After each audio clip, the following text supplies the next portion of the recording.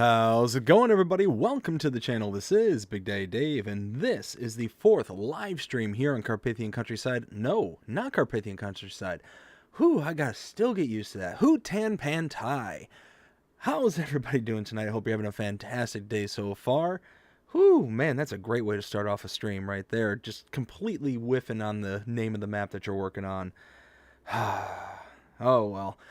Anywho, hope you're all having a lovely evening today. I am joined here by the one, the only FS Encyclopedia, Will T Gaming. Will, how are you doing tonight? I'm doing good. How are you? I'm doing fantastic. Do you want to give yourself any shout outs before we get rocking and rolling here tonight?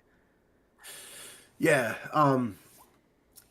Let's see what I'm trying to think here. Yeah. So you, if you're on Facebook, you can follow me over on Facebook at the Will T Gaming FS Encyclopedia, where I post the testing list, any new mods, updates, any news at all. Which there's been a lot of news lately, so I've been uploading all that. You can also find me on Twitch at Saturday24, and you can find me on YouTube at Will T Gaming FS Encyclopedia. Excellent. Yeah, go check out Will and his channel. And if you hadn't already, go check out his channel from earlier today. Earlier, Will did a stream, and I was a guest on his channel. So I figured, why not kidnap Will and bring him over to my channel as retribution for going on to his channel.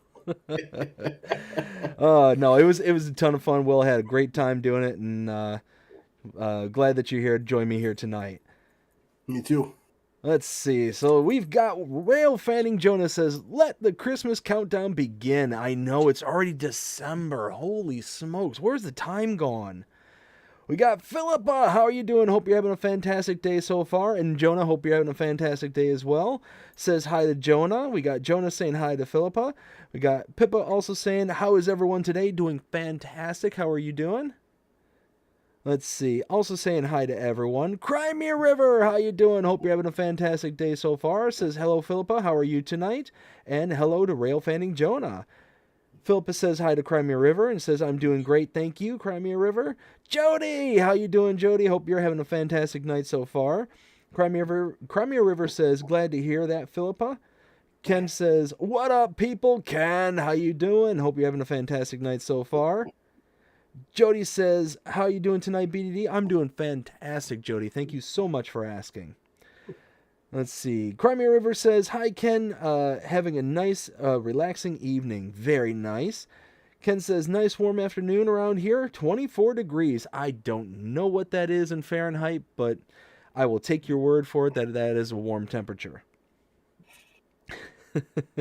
Let's see. Crimea River says it's 38 degrees here in the South Carolina. Whoo, that's a wee bit better. I think we're doing slightly better. I can look over at my phone. It says 48, which is only 10 degrees warmer than you are there in South Carolina, here in Central Florida. So, I'm sure Will is like, I got you suckers beat. Will, what's it up there with you? 27. Oh. Oh. Suddenly 48 doesn't sound that bad. It's just snow on the ground. Oh. It's one of those where I miss snow, but I think I miss the remembrance of it, not necessarily being in it. Let's see. Jody says, let's do some farming simulator. Absolutely, buddy. He also says, it's okay so far. Been a little rough. I'm sorry to hear that, bud. Well, let's try and make that a much better night for you. Jonah says the train encyclopedia is here. Very nice. Love it. Ken says it's around 76 degrees Fahrenheit. Okay, so that's actually a very nice temperature. I will take that any day of the week.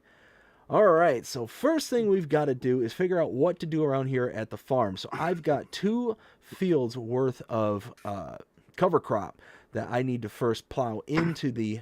I need to plow into. Did you get a chance to join into the game there, Will? So it's not letting me go. I don't think you have the recent update, I don't think. Oh, really? Yeah, because it's showing I have version 1.1 for the Macdown pack, and it says it's unavailable. So I think you have, what was it 1.0.0.0?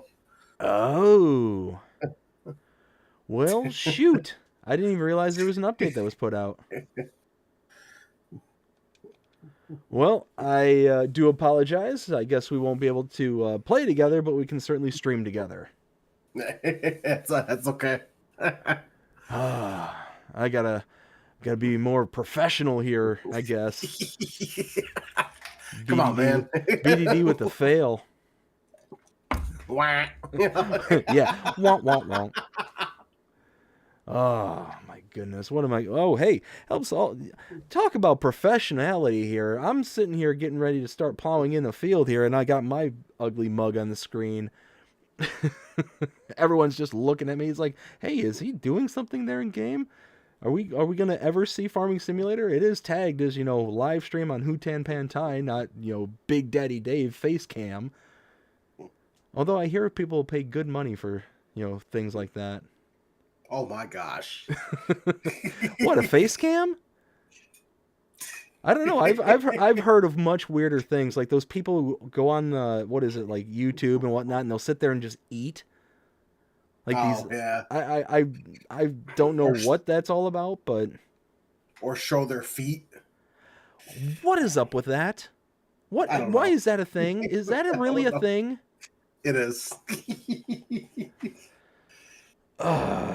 Anyways, let's get back to the subject at hand. Farming Simulator 25. Oh my goodness. All right, so we've got where was I? Jonah says 34 degrees in North Carolina. Whew. That's almost below freezing. And you know what? It's only 9:30 at night, so you're probably going to get below freezing before too much longer. Oof. Oof, oof, oof. Crimea River says we are going to be 27 in the morning. Oh yeah, so yeah, definitely below freezing temperatures. Make sure that you throw blankets over your plants. Make sure they don't frost burn. Let's see. I actually had a really nice, well, it was growing orange plant, a little orange tree, and had it for years and years and years. And one day I just didn't pay attention to what the weather report was going to do. And then all of a sudden it got below freezing and woke up in the morning. It was all covered in frost and completely from that moment on, just gone. Could not rescue it. I was so bummed out. Got these little itty bitty oranges off of it every single season.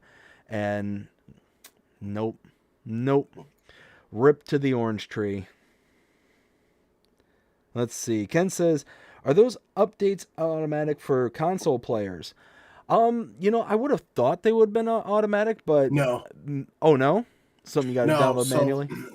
yeah. So when you load up your game, well, when you first turn your Xbox and then you have the game, well, you're about to click on it and load in.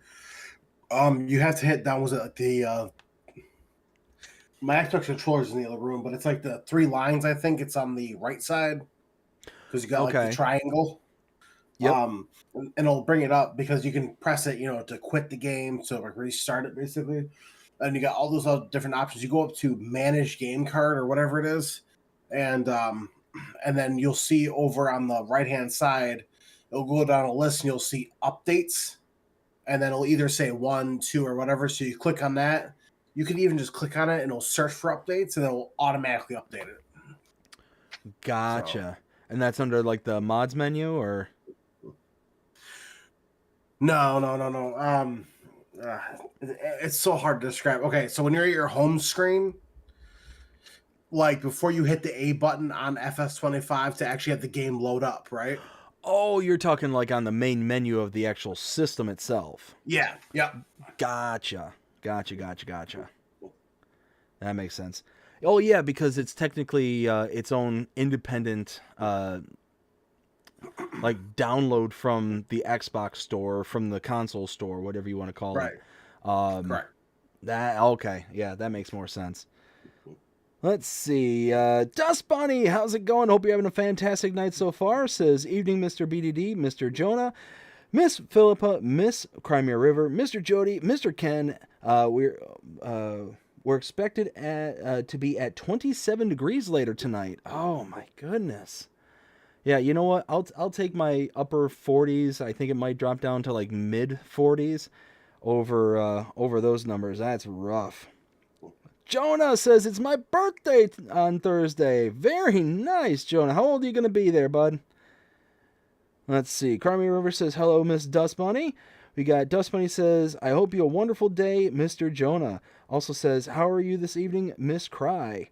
We got Philippa says, hi, Dust Bunny. Dust Bunny says, evening, Miss Philippa. How are you? We got Crimea River says, I'm doing good, Miss Dust Bunny. Ken says, what up, Dust Bunny? And Jonah says, 26. Young 26. Not too shabby. Very nice. So yeah, like I said, right now we're just working on getting these fields plowed in. We're going to go ahead and plant. I think we're going to either do wheat. Maybe we'll get a little spicy and do some barley. Who knows? And from there, kind of work on some contracts because we got to continue to generate some money.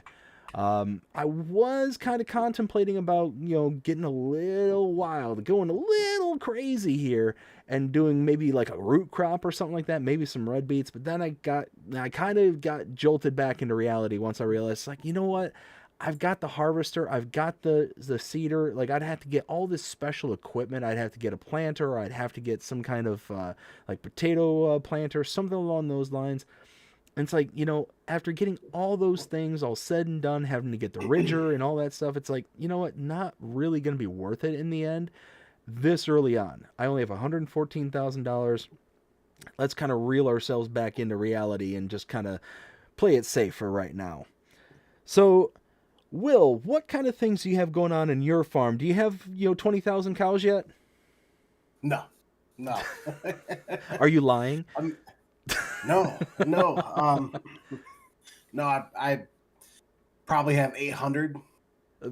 Of course you do. Why would I expect anything less than about, I don't know, 500 cows on your farm? We're not even what, 3 weeks into Farming Simulator 25, and you already have triple digits in cows, and right on your way to quadruple digits. I mean, could any of us expect any less? Well, to be fair though, so the way I have it set up on my Xbox list, which I sent you screenshots. Oh, yes, you did. Go ahead and keep talking. So I have it set up. So I have like a smaller area, which is like the one red barn, and and it's and that. So I have like that. So I'm trying to. So in the game, it's hang on. I gotta go to the build mode here real quick. I'm inside the game. No, I don't want that. I want the build mode.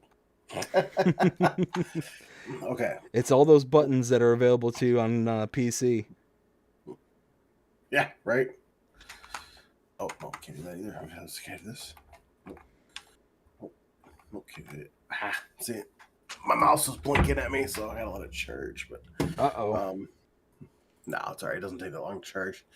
So if I go to the animals and cows, so was it? So is the cow barn large? It's like the only one that's like red. Okay. So if you're looking at like your animal, so in your build mode, you got the third one down, animals. You go over to cow, you have cows. It's literally the second one down on the left. I got that one, and I got that one with calves in it. Okay. And then I have the one right next to that, to the right, which is a $254,000 one. I got that one placed down in a different area that has all water buffalo, like full grown water buffalo in it. The one with the calves is a mixture of water buffalo and Holstein, and then I have the the bigger one, which is the Cow Barn Large, which is 518,500. I got that one placed in a bigger area with all Holsteins. No, no, wait a minute, wait a minute, wait a minute. So my question originally is, how many cows did you have? Did you pull a fast one on me and it's like, oh yeah, Big Daddy Dave, I've got only 800 cows, but in reality you've got 800 cows plus 20,000 water buffalo. No, so see, now I don't remember. No, so on the calf pen, it's less than 80. I know that. Um, the the water buffalo I think was like 300 something. And then the Holsteins was almost 700. So Wow. it's about like almost 900 in total. So So what you're telling me is that with those numbers, you've got at least, I don't know, about 6, 7 fields that are all dedicated to grass. You probably are gotten about 10,000 liters of manure going right now, and like I mean, let's think of the most absurd numbers that we can possibly think of, and at least we'll be in the ballpark if that's the case.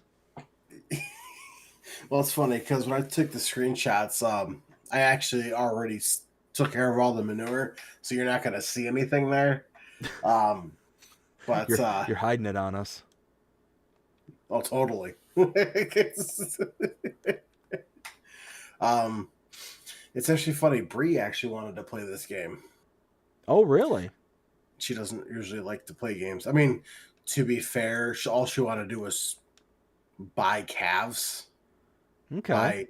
buy little piglets, buy some baby chicks, all basically buy all baby animals, Sure. chop down some trees and flip tractors over. You know what? We all got to start somewhere. I mean, I'm just saying, you and I might start with, plowing out a field. We might, I don't know, might seed. We might harvest even. But, to each their own kind of thing. If she wants to flip over tractors, if she wants to get, baby animals, heck, if she wants to figure out a way to get the Goodyear blimp onto the screen, I mean, more power to her. Right. Oh, I found something out today about What's this that? game. Be very careful if you're creating a field. Um, I personally didn't figure it out. I was actually watching Dagger One on one of his videos, and he was it's a PC only mod, but basically it turns any like cultivator, disc harrow, anything like that into a plow, so you can create a field with it. Um, Yes. and he was on the map you're on, and so he was expanding a field out, an area he just chopped down trees, and he started plowing up the road. Oh. You can literally plow up the road. Oh. Oops. But thankfully, the paint texture for the road is in the paint, like in the paint area. So That's good. he was able to go through and repaint it. But the reason why, because if you try, because you can do that in 19 or 22, and do you know why you can't in 25? Well, isn't like 25 like the road is actually a part of the landscape? Yep, that's the reason why. Yeah. Yeah, because I thought I remember seeing something along the lines where because the road is a part of the landscape, you're not going to get those kind of weird oddities like what we would get with FS19 and FS22, where the Correct. road would be lifted off the ground in some places, or whatever the case may be. There was those kind of weird things that would happen every once in a while, and it was because it's a separate layer on top of the actual, on top of the ground kind of thing. Right, exactly. Which is like a really neat feature for Oh, map makers. Oh, for sure. I'm sure it makes it so much easier to not have to sit there and deal with a additional layer on top of, the already base ground layer. Especially with having things like ground deformation stuff like that in this game, if they made it still like a separate layer all on its own, that'd be kind of a nightmare. Right. Exactly.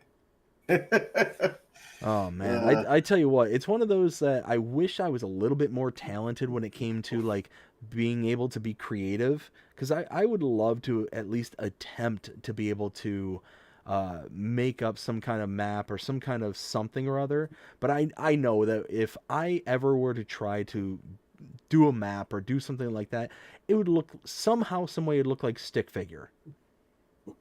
And I know that stick figure isn't something that is able to be done in game, but I would figure out how to do it. yeah.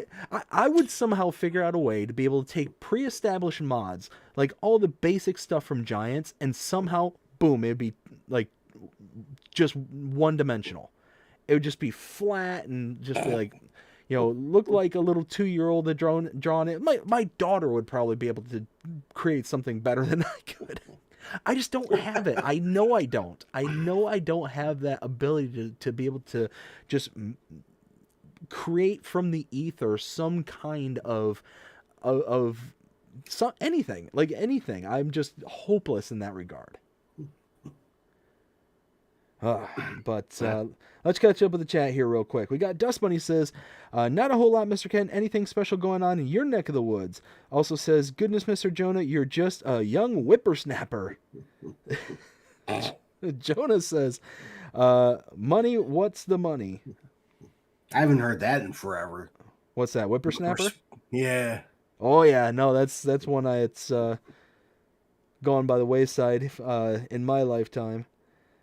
Money, what's the money? I am so confused right now there, Jonah. I must have gone way too far in order to understand the reference for that. Pippa says, I'm doing great, thank you, Dust Bunny. Dust Bunny says, it's so nice that there are some... Wait a minute. Did I? I did. I'm sorry. All y'all have been just hearing my voice and Will's voice right now, but you're not hearing any of the in-game. Oh, something just happened. Eric D just became a member. Oh, no. Wait a minute. Whiskey Creek Farms came up with 5 gifted memberships. Whiskey Creek, thank you so very much. I greatly, greatly appreciate it. Let's see, what else do we got going on here? We've got... we got... Let me find it. Ooh, this name I'm going to absolutely butcher. I do apologize. Jatiel Langomir? Ooh, I apologize severely for that one. Is one of the members. We got Eric D. Duskin Juneman? Raymond Gutierrez and Jazz Marie all became members thanks to Whiskey Creek Farm. Thank you again, Whiskey Creek. Greatly, greatly appreciate that. Let's see. Now let me go back to where... Oh, what just happened? There we go. Let me go back to where I was. Oh, hey, stop skipping around. Whenever you're reading through the notes, it always wants to just skip around. If something new gets added in, you're scrolling. Right. Let's see. Where was I? Okay, there we go. So we got... Dust Bunny says, it's so nice that there are some women in the chat. Most live streams are usually all men except me, LOL. That's... You know what? I am doing my absolute best to make this a very open place for anybody who wants to come by. You know, men and women alike are more than welcome to be here, and I'm just glad that that you are not the only one there, Dust Bunny. Let's see, we got Jonah says 800 cows. That's a lot of ground beef. Whew. Yeah, it is. Ken says a mild afternoon here, 24 degrees Celsius or 74 degrees Fahrenheit. Not too shabby. That's actually really nice. Dust Bunny says, and ribeye. Ooh. I tell you what, that sounds really good right now. I made some killer steaks the other day. I ended up getting a couple of sirloins from the grocery store, and I pan fried them in my cast iron skillet. Whoo, boy, did that turn out good. Oh, and they were like the really thick cuts. So I was able to get my meat probe in, and I was able to just get it right at 165. The moment it hit 165, I ripped them right off the pan, let them sit for about 10 minutes, and oh, it was so good. So good.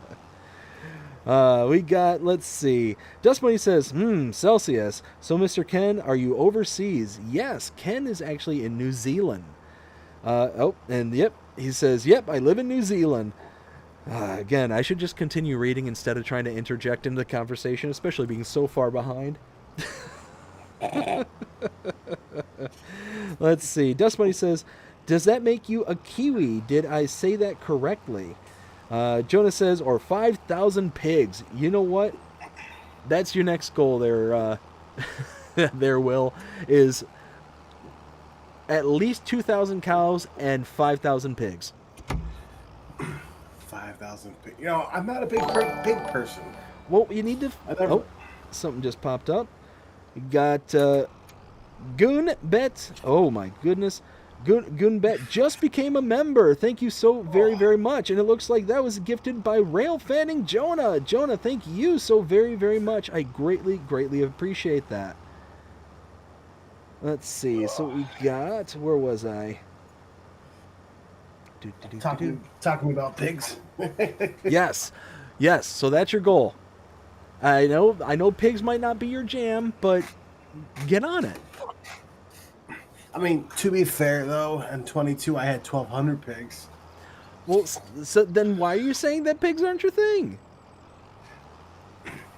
I only did it because so last time I did pigs was in 19, and it was like my very last time playing FS22, possibly before 25. So I wanted to do something a little different. Okay. But okay. I typically don't go for pigs though, because pigs really aren't worth much. So what I find with pigs is that it's the long game.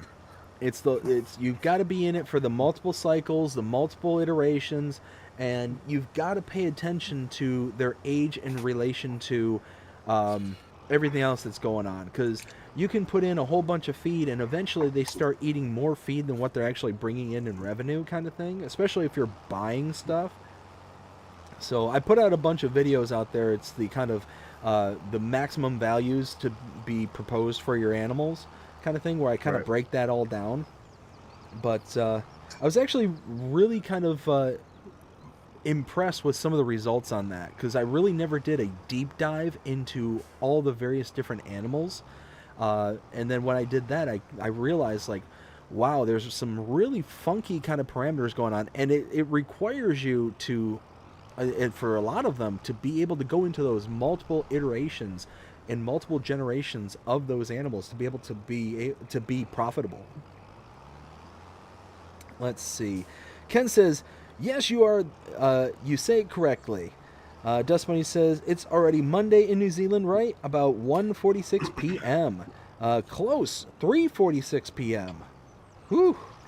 46. Which means that, Ken, if you and, I believe it was you and Pippa that were in stream earlier, that means it was pretty early for you all when you joined us this afternoon. Because it was what? Little after 2 when we started the stream. And if it's only 3 o'clock, almost 4 o'clock in the afternoon, yeah, it would have been pretty early. Let's see. Dustman says, it's summertime there while we're heading into winter, if I remember correctly. So your time zone is a bit different than Australia. I have a friend that lives in Australia, so that's what I was basing the time on. Gotcha. Let's see. Ken says, that's correct. Australia is about 3 hours behind us. Dust Bunny says, good to know, thank you. Ken says, you're welcome. Dust Bunny says, RZ Gaming lives in New Zealand as well. He's a content creator. Have you heard of him? Ken says, yep, I've heard of him. I actually follow his channel too. Very nice. And then Whiskey Creek says, hey there, BDD. Hey there, Whiskey Creek. Again, thank you so very much for your kind 5 memberships. Dust Bunny says, hey, and Mr. Farm Sim Guy FSG do a lot of multiplaying, playing together. Nice guys. Evening, Mr. Luke. Let's see. Oops. And again, it jumps around. Whew, man, I am falling way behind. We are running behind there, Will. Better catch up. God. Let's see. We got Dust Bunny says, thank you, Mr. Luke, for the support. Hi there, Dust Bunny, says Whiskey Creek. Jonah says, why did the French fry cross the road? Okay, why did the French fry cross the road? They were trying to catch up to the chicken. Oh my gosh. Jonah, I love it. I love it. Don't stop those, please. I love them. Dust Bunny says, how are you this evening, Mr. Luke? Mr. Jonah, with the laughing crying. All the lurkers were gifted memberships. Let's see. Whoops. She says, speak up, folks. Join in the chat. Whiskey Creek says, just started up my PS5 and playing FS22. Very nice. Yeah. Let's see. And then we got the gifted membership from Jonah. Again, Jonah, thank you so very much. Greatly appreciate that. Says, thank you for the... Dust Bunny says, thank you for the support, Mr. Jonah. We got Whiskey Creek Farms with the yummy... I believe that's kind of like the... not necessarily the drooling face, but the like yum kind of with the meat in regards to the steak that I was talking about earlier. Oh. Let's see. We got Dust Bunny says, Mr. BDD, who is the gentleman voice chatting with you? This is Will T Gaming. So he is a also known as the FS Encyclopedia. If you have any questions regarding farming simulator, pretty much across the board, if he doesn't know it, which is going to be insanely rare. Yes, I'm throwing down the gauntlet hard there, Will. Just saying. Wow. Thanks. Live up to the hype there, bud. Live up to the hype. If he doesn't know it, guarantee that in about 5 minutes of research, he'll be able to figure it out. Who asked that? That was Dust Bunny. Oh, Dust Bunny. Come on. I mean, you don't know who I am now? Well, well, she might not know you by voice. Oh, that makes sense. Let's see. Taco Day Groot. Taco, how you doing? Hope you're having a fantastic night so far. Says, good evening, all. Jonah says, Will T Gaming. See, again, should have just kept on reading. And now my worker is deciding to do something special. I don't know what they're doing.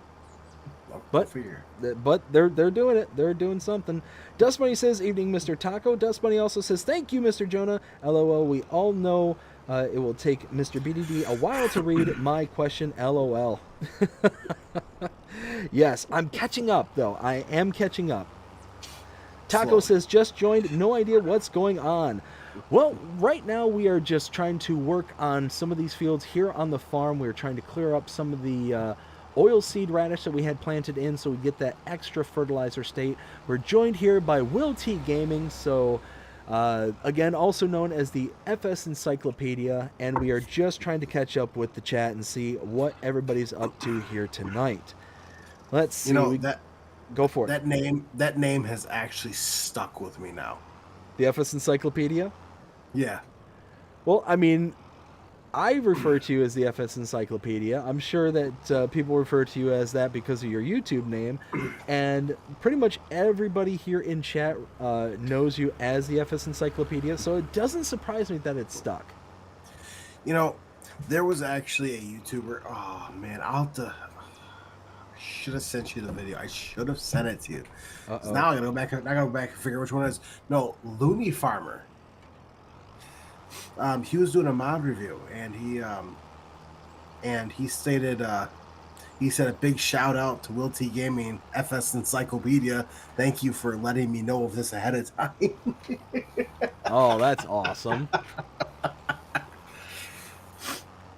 That's always so cool when you get those kind of like acknowledgments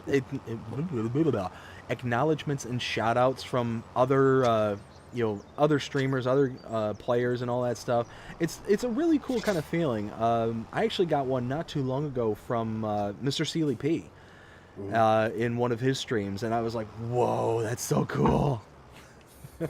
It was kind of one of those what's it called? Not is it like fangirling? I don't remember what the heck it's called. Fanboying. Fanboying, that's it. Um, it's actually funny though because Looney Farmer actually reached out to me a couple weeks ago, which I think is funny.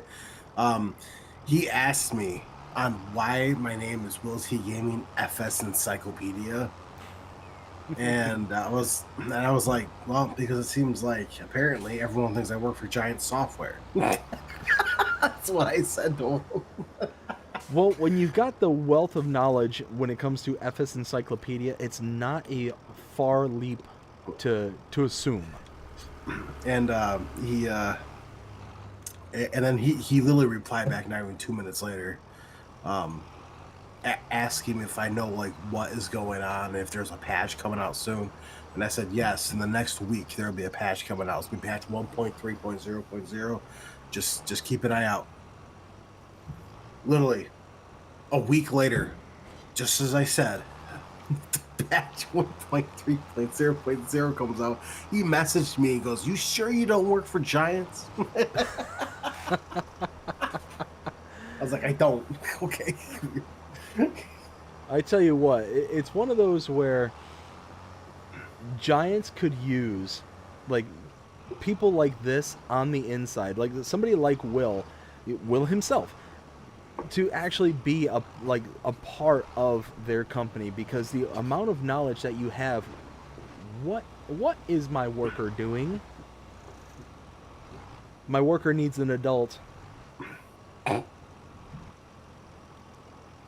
Like, so I don't know if you've got the stream popped up there, Will, but the worker is literally backing up and jackknifed the cedar to a horrendous degree, and now he decides to do it on the other side? Yes? Oh my goodness. As I sit here and I vehemently defend the workers, the AI system in this game, I mean, he's working. He's doing his thing. He's getting the planting done, but there's those little quirks. Let's see. I gotta load this up now. Anyway, but like I was saying, it's one of those where Giants would benefit very greatly by having people like yourself, actually in some kind of capacity within the company, because all the knowledge that you have accrued over this point is just really kind of just out there for the community. But imagine if they did have you in some kind of official capacity to where you could actually, be a representative for Giants to actually, put to use all this wealth of knowledge kind of thing. It'd be similar to like what people do with like the testing list, like we were talking about earlier today. Right. But kind of in a more general sense, having all that kind of wealth of knowledge in more than just one area or the other. It's very funny that you say that, because someone called me out the other day because I got an email that I was not expecting from someone, and I thought, oh boy, here we go. It's gonna be like a YouTube war, I guess. No, and I opened it up. It was from DJ Gohan. Oh, really? He told me I know more than he does on a different scale, and he knows a lot. So he even asked me if I was a Giants partner, and I said no, and he goes, how? I was like, I don't have enough people, so I don't have enough subscribers and stuff like that. So he said that next time that he goes live, he's gonna do a shout out. So that's cool. So, but getting an email, getting stuff like that from someone like DJ Goham saying that I know a little bit more than he does is kind of ridiculous, if you ask me. Well, and you figure that's kind of like high praise right there, because somebody like a DJ Goham, he's got that, his portion of his channel is dedicated to the news, so he's got all the kind of inside facts and tracks and all that stuff. So the fact that he's acknowledging like, hey, there's people out there that have more of a wealth of knowledge than I have, that's really impressive. Yeah, he what was it? He actually told me though that there was one mod video, not one mod video, one news video that he made, and he said that he would never have found that information if I didn't send it to him. Really? Yeah. Oh, no, that's cool. So, so, Let's I've see. been I've been staying in touch with him. So Yeah, and that's, I tell you what, it's always really cool when you kind of build that rapport with these other, I mean, just with really anybody in general. You know, not just the big YouTubers, but just really anybody. It just, you get to kind of know or not even necessarily know, 'cause, I mean, how much do you really know people behind the screen of YouTube and stuff like that? But you get to interact with these people, and you know, you do get like some of those YouTubers out there with, you know, the 10,000, 100,000, you know, a million subscribers and stuff like that, and you get to actually interact with them, and it almost kind of, I don't want to necessarily say humanizes, but it kind of grounds them as like, you know what, this yeah. is just another person, kind of thing.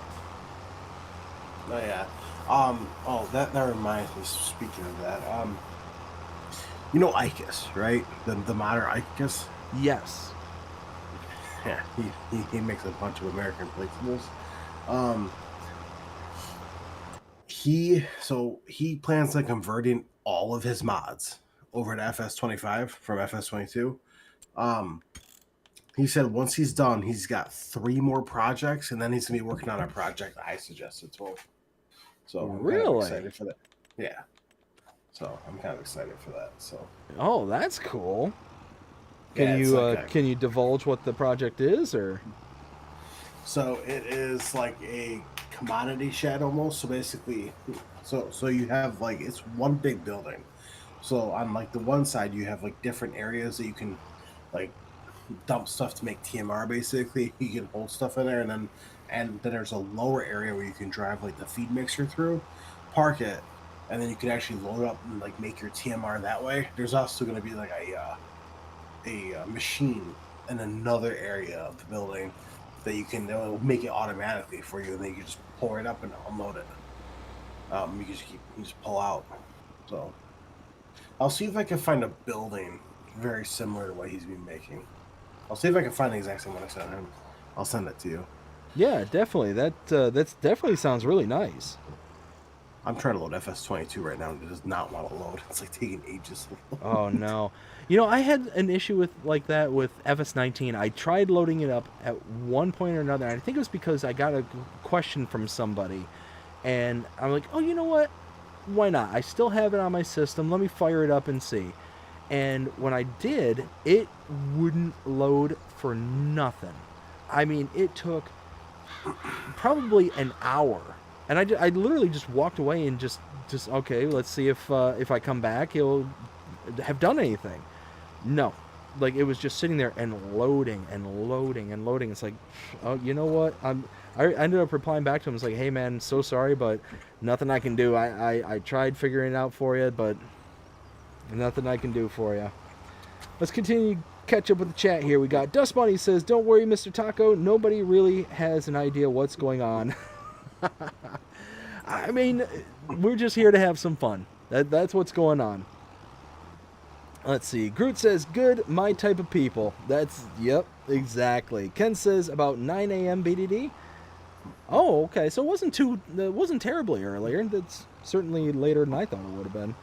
Dust Bunny says, welcome in, Mr. Taco. Is this your first visit here? Taco says, here it is, 11 p.m. and 30 degrees Celsius or 86 degrees Fahrenheit. Ooh, very nice. Taco says, nah, normally lurking, but I watch a lot of Crust 2 like you.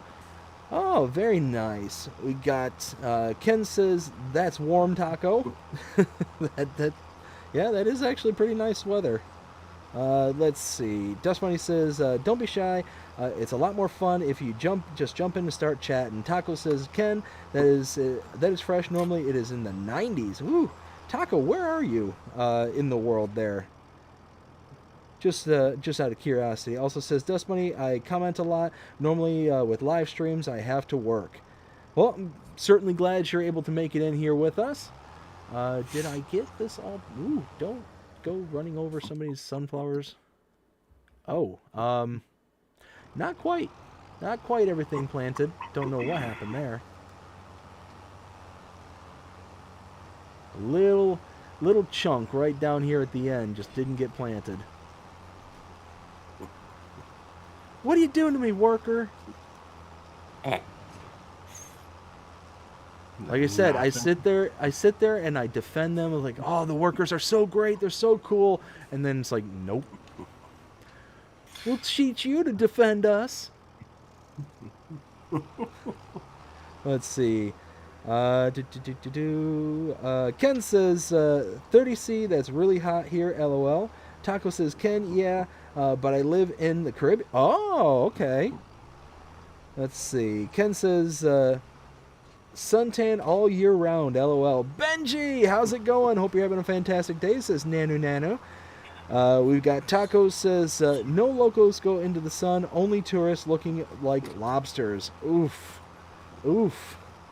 That's yeah. Well, those people from up north that are coming down to the Caribbean, it's like, oh yeah, I want to be able to go out and get some sun and all this stuff, because up there where they're at, it's probably haven't seen the sun in about 30 years.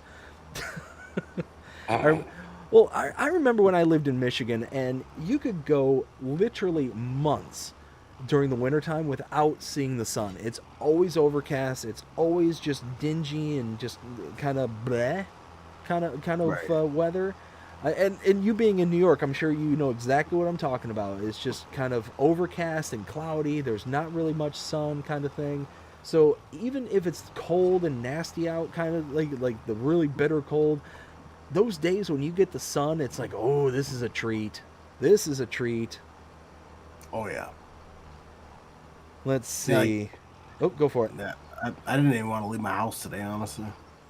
Yeah, if it's 20-odd degrees outside, I don't blame you. I mean, holy cow. I mean, I've said this a few times on the channel, but I remember one of the coldest days I'd ever experienced up when I lived in Michigan. It was just a freak polar vortex, and it got down to negative 80 degrees. It was bitter cold. There was all sorts of advisories on the news. They were saying, do not spend more than like 5 minutes outside. It's these type of temperatures that'll just overwhelm you in no time flat. Like, they were just pretty much throwing out panic. It's like, don't step outside. If you can avoid it, stay inside. If you have any problems with any of your stuff, then you're SOL kind of thing. Like, they were just like really kind of just ratcheting up the fear to 11. And it's like, okay, like, I understand where you're coming from, but take it down to a lesser degree. Bring it down. You're here at 11. Bring it down to a 7. Let's see. We got Dust Bunny says, Mr. Charles, happy evening, and to you, Benji, Gino, and Alvin. Whoops. And again, it just jumps around on me. Alvin and Chipmunk? What? We got Ken says, Benji, what up, dude? Ken said that. Benji said, happy evening, Dust Bunny. We got Benji saying, hey, Ken. We got Whiskey Creek saying, hey there, CS Benji. We got Ken saying, LOL at Taco. We got Jonah with all the emojis there. I think that's, tomato soup? Maybe? I'm not sure. Pippa with all the custom emojis for the channel. Thank you so much, Pippa. Greatly appreciate that. We got Jonah with all the custom emojis, trying to match Pippa there. We got Whiskey Creek saying, I was working on downloading GE10 yesterday. GE10. I don't know what that is. What is GE10? Do you know? No idea. That I have no idea. Yeah. Whiskey Creek also says, I'm planning on making some original mods. Oh, Giants Editor. Oh. Ahaha. The we have solved the mystery. I'm planning on making some original mods that I have not seen. Oh, Whiskey, let's go. I can't wait. Cannot wait. I would love to see some mods put onto the mod hub that are tagged with your name as the author. Let's go. Let's do this. Am I? Jonah says, "Help! I need an adult." And my map too. What's that? And my map too. Yes. Oh, dude, I'm telling you, I can't wait. Your new computer cannot get there fast enough. I want to start hearing and seeing some of these updates that you get for your Yeah, map. I'm waiting on. Well, I'm mainly waiting on Celebuki right now, which is unfortunate. Man, I'm also waiting too for that. But it really stinks when you don't know how to code and you gotta wait for someone. Yes. Well, and I mean the plain and simple is that the help that Silabuki is offering is like really like generous, because it's one of those like, I mean, could just be like, no, don't figure it out yourself, learn to code, Right.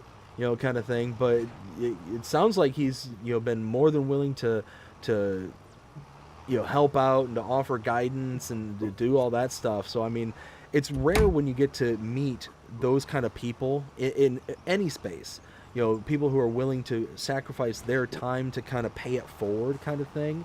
So it's really cool to see that he's being like that. Yeah, I mean, I'm also waiting on Lancy Boy and a couple other people to finish up all the buildings too. They're working on other things as well, so it's gonna take time. So. Oh, for sure, for sure. And that's the thing is, being able to, you know, being able to kind of wait for these people and just let them do their thing, and then that they're going to like throw their hat into your ring and be able to help out and stuff. Like I said, these are some big names in the world of Farming Simulator. I mean, these are some of the cream of the crop type of people. So it doesn't shock me that one, they're going to take care of their own stuff. They're going to secure their mass before helping out others, kind of thing. But it's one of those like really cool that people of that caliber, like I was saying, are willing to help other creators. Right. Because like I said, they've got their own lives. They got their own things that they're doing, and the fact that Lancy Boy, Celebuki, and I think there was two or three others that you had mentioned before. You are willing to be like, oh yeah, let us help, let us do this, and all this stuff. I mean, that's really cool. That's really cool, and it just goes to show you the community that is in the world of Farming Simulator. You get to kind of experience that range of different types of people that are inside the community here. It's really overwhelming to a degree sometimes, seeing just how kind and generous that a lot of people can be in this space. Right. Let's see. Where was I? Let's see. Jonas, nope. Taco says, your worker is like me, 2 bottles of Sauvignon Blanc. Yeah, right? I don't know. Like I said, I've been sticking up for the AI workers here on Farming Simulator 25 because I'm so impressed that they're able to do things like headlands, that they're able to do things like up downs and in outs and all this stuff, like all these different kind of parameters that they can work with, pick up where you left off and all that stuff. And one thing that really kind of blew my mind, and I knew it was a thing beforehand, before actually experiencing it in game, but Will, have you like hired a worker to do a field and then left the game and then came back not realizing that, hey, that's, you left them to be picked up after, you know what I mean? I have hired a worker, left the game, came back, and they were still working. Yeah, they continued to work. Well, yeah. So back in FS 22, we would turn off the game and you have to go back and start them back up and do all that stuff. Yeah. But I was doing something the other day and I had backed out. Oh, that's what it was. I was recording my Let's Play series, but I wanted to test something before kind of going down that rabbit hole. And as I'm sitting there kind of going over things on my test map, I go back into it and I'm like, okay, I got to fire up the workers. and I click over and it's like, oh, that's right, I forgot they actually do their own thing and they start back up for you. So it was like, that was actually a really cool kind of thing to experience, because like I said, up until that point I haven't actually done it. And it's like, man, that is such a huge improvement, being able to just step out and then come back into a game later, and everything just kind of picks up like you never left. Right, exactly. See, Ken says, please hit the like, subscribe, and share buttons to help out BDD. Yes, please. Thank you, Ken. I greatly, greatly appreciate it. Benji says, hey to Whiskey. Jonah says, hey, Benji. Benji says, good evening, Jonah. We got Whiskey says, your worker is wasting your money. Yes, absolutely.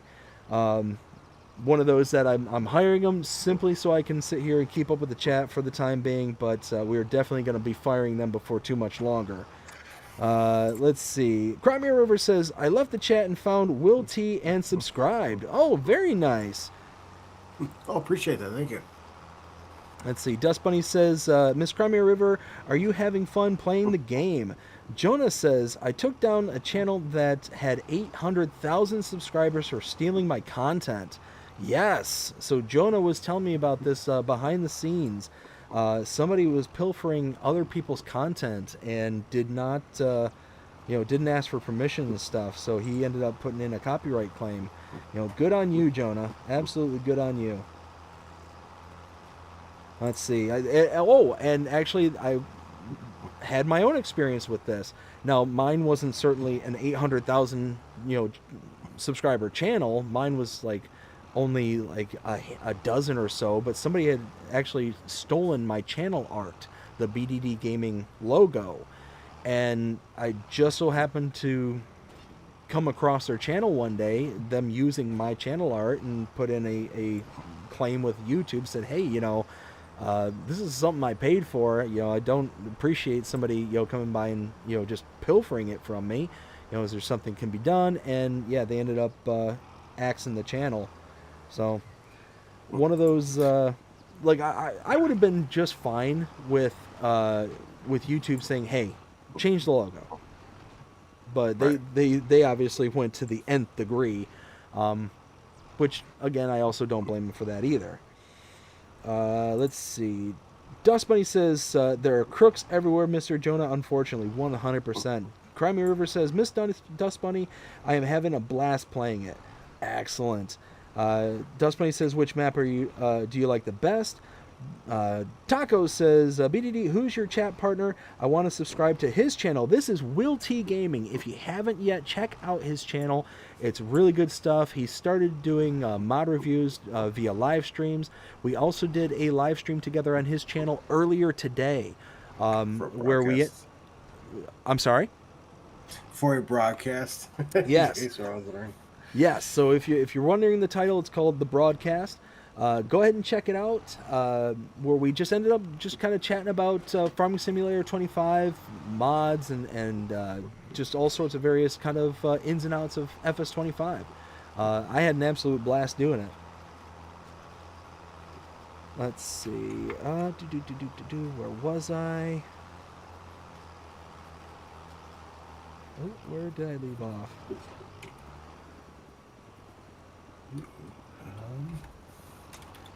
Oh, there we go.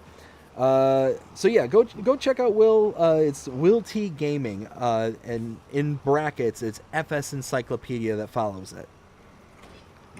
Let's see. And if you want, Will, if you hop into the chat there, if you want to go ahead and link your channel, feel free to do so. Okay, perfect. Let's see. Crimea River says, Riverbend is my favorite so far. Can't wait for more maps.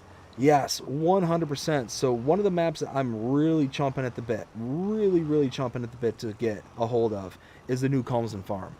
That one I think is going to be an amazing map. So in FS25, or I'm sorry, FS22, Calmsden was an absolutely breathtaking map. Now, having the kind of worlds that we can have at our disposal here in FS25, I cannot wait to see how Calmsden looks for FS25. I am so excited that that one was announced and is coming to FS25. Be on the lookout for it, because I think it's going to be an absolute beaut. Let's see. We got Ken saying Will T Gaming to Taco.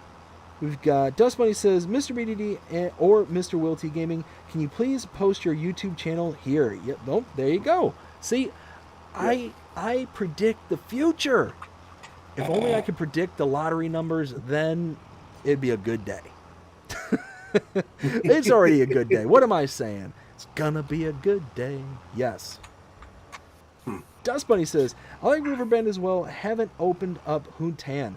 So, Riverbend Springs, I'm very biased because obviously being the American map, I love the American map. Hutan Pantai, I think, is more visually appealing. It is absolutely gorgeous. The starting farm does not do it justice. It is very small, kind of, crammed in. But the rest of the map, especially up in the north, is just next level gorgeous. Let's go ahead and just take a quick peek. Like, you come up to this shop area here and you look into the background there, that kind of mountainside, there's a village that's nestled inside the mountainside here. Like, look at that. How cool is that? And then the road network. And for those who were not around for the last stream where we had rail fanning Jonah, for some reason Jonah decided that he wanted to redecorate somebody's house by crashing a case tractor through the roof of it. Oh, you know what, Will? You didn't actually see that in the last stream. So yeah, if you want to see some hilarity go on, go ahead and check out the last stream there because, like I said, Jonah decided to redecorate with a case tractor, which I thought was rather interesting decoration choice. I would have gone with the John Deere green through somebody's roof, but he decided case red was more appropriate. Oh my gosh. But you know what? I had an absolute blast, and like I said, I just absolutely love being able to get on here and hang out with everyone on these streams. Oof, easy there, Cedar. Let's not go bucking Bronco on me just yet.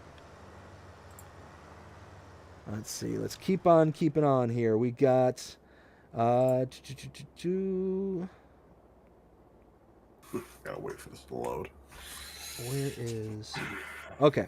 So we got Dust Bunny says, I like Riverbed Springs as well. I haven't opened up. Oh, no, I read that already. Crimea River says, Miss Dust Bunny, Will T Gaming FS Encyclopedia. Dust Bunny says, thank you to Miss Crimea River. Crimea River says, you're welcome. Benji says, can't complain, doing great. It's supposed to get cold. Oof. Yeah, it's that time of year where things are getting a wee bit chilly out. Let's see. We've got Dust Bunny says, unfortunately, only moderators can post actual links, but at least what I posted can be copied and pasted into YouTube search for others. Dust Bunny says, it's dropping to 27 degrees here tonight, Mr. Charles. Oof. Let's see. Dust Bunny says, Mr. Will T Gaming, are you in Mr. BDD's Discord? I do believe, Will, are you in the Discord? Yes. I thought so. Let's see. Real Fanning Jonas says, Will T, when does your map come out? Just shut. Oh my goodness. You know what? There we go. I want to know. So Jonas says, Will T, when does your map come out? Just shut up and take my money. So because he threw it out there, I had to fire up the GIF. Had to. See, I can't answer that. I really cannot answer that because I have no idea. Because right now I'm waiting on the one thing coming, which is the new PC, and then I'm also waiting on Celebuki because he's doing all the coding for me, which he's busy right now. Of course, converting Alma, Missouri over. And then he's got 2 other maps to convert over, and then he's going to start working on the coding. So I don't know how long that's going to be. And then I got 3 other map makers that are working on the buildings. There's Oxygen David. There's Lancy Boy. No, it's not. Lost my train of thought. Who the other one was? It'll come back to me. But, it was MRG mapping. So I got three different map makers helping me with the building. So MRG mapping, just so you know, Will T Gaming apologizes that he forgot you for a split second. It's been a long day. Oh, dude, I hear you there.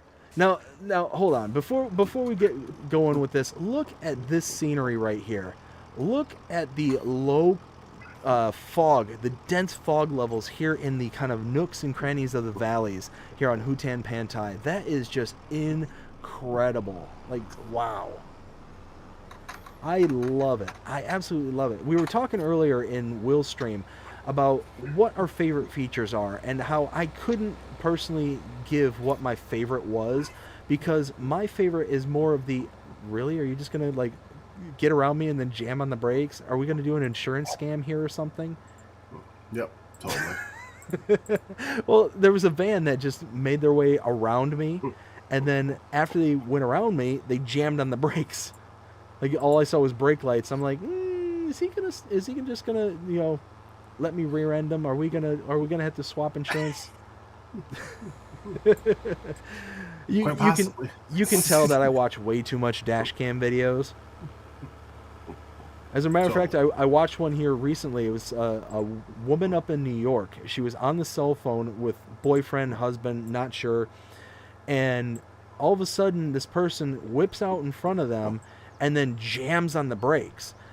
But she's able to stop before they actually, before she actually hits them. And she's like, "Oh my goodness, somebody just, stopped on such and such highway."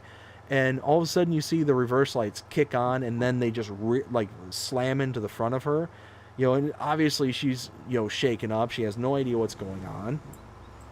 Thankfully she has a dash cam. And then all of a sudden, four people, two men and two women get out of the car. And they're like, "What are you doing? Oh my goodness." And one of them's coming out like holding their neck and all this stuff. And then all of a sudden, like a few seconds goes by, and then one of them realizes, uh-oh, that person has a dash cam. And then they all get in the car and take off. So, hey, if you haven't yet, get a dash cam. Think of investing in one, because I tell you what, I mean, me personally, I've got one in every single one of my vehicles, and you never know who you're going to run across, kind of thing.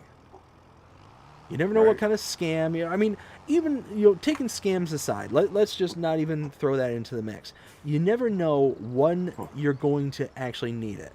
Case in point, not recently, it was about a couple of, actually, you know what? It was about 2 years ago, because my daughter hadn't been born yet. My wife was about 9 months pregnant. And we were driving down the road, and all of a sudden somebody ran a stop sign and T-boned us. And she was driving a really nice, was it a Lexus? It's either a Lexus or an Acura, something along those lines. And I pull over and, like, "Are you okay?" and all this stuff. Well, we end up calling, calling the cops. Cops came out and, they did a report and all that stuff. And the cop came over to me and is explaining everything that's going on. It's like, "Okay, well, do we need to exchange insurances and all that stuff?" He's like, "Yeah, I'll go ahead and take your insurance and all that stuff." And he's like, "You're never going to believe what she actually said to me." I'm like, "Oh, what did she say?" He's like, "She expected the car to stop at the stop sign." And it's like, and I looked at him, I'm like, "She knows she had to hit the brake pedal, right, for that to happen?" He's like, No. She expected the car to stop by itself." Oh my gosh. And I'm like, wait a minute. And I look over at the car to confirm. It's like, okay, it's not a Tesla. Right. Like, why would she expect this? And I got to think, it's like, okay, well, maybe it's like a higher end, like, because, I mean, a Lexus, Acura, they're the higher end of the trim models, higher end Toyota, higher end Honda, kind of thing. Like, maybe they have some kind of self-driving feature that I'm not aware of, kind of thing. Right. But, yeah, no, it's one of those, like, he was just as baffled as I was. And he's like, "Don't you worry, she's found 100% liable and at fault for this crash. So one of those, like, you don't have to worry about nothing." And I'm like, "Oh well, thank you." But like I said, it was my wife was 9 months pregnant at the time. She was maybe only a couple of weeks before her due date, and at when everything was first going down, we were like, okay, everything's fine. It wasn't a big crash or anything like that.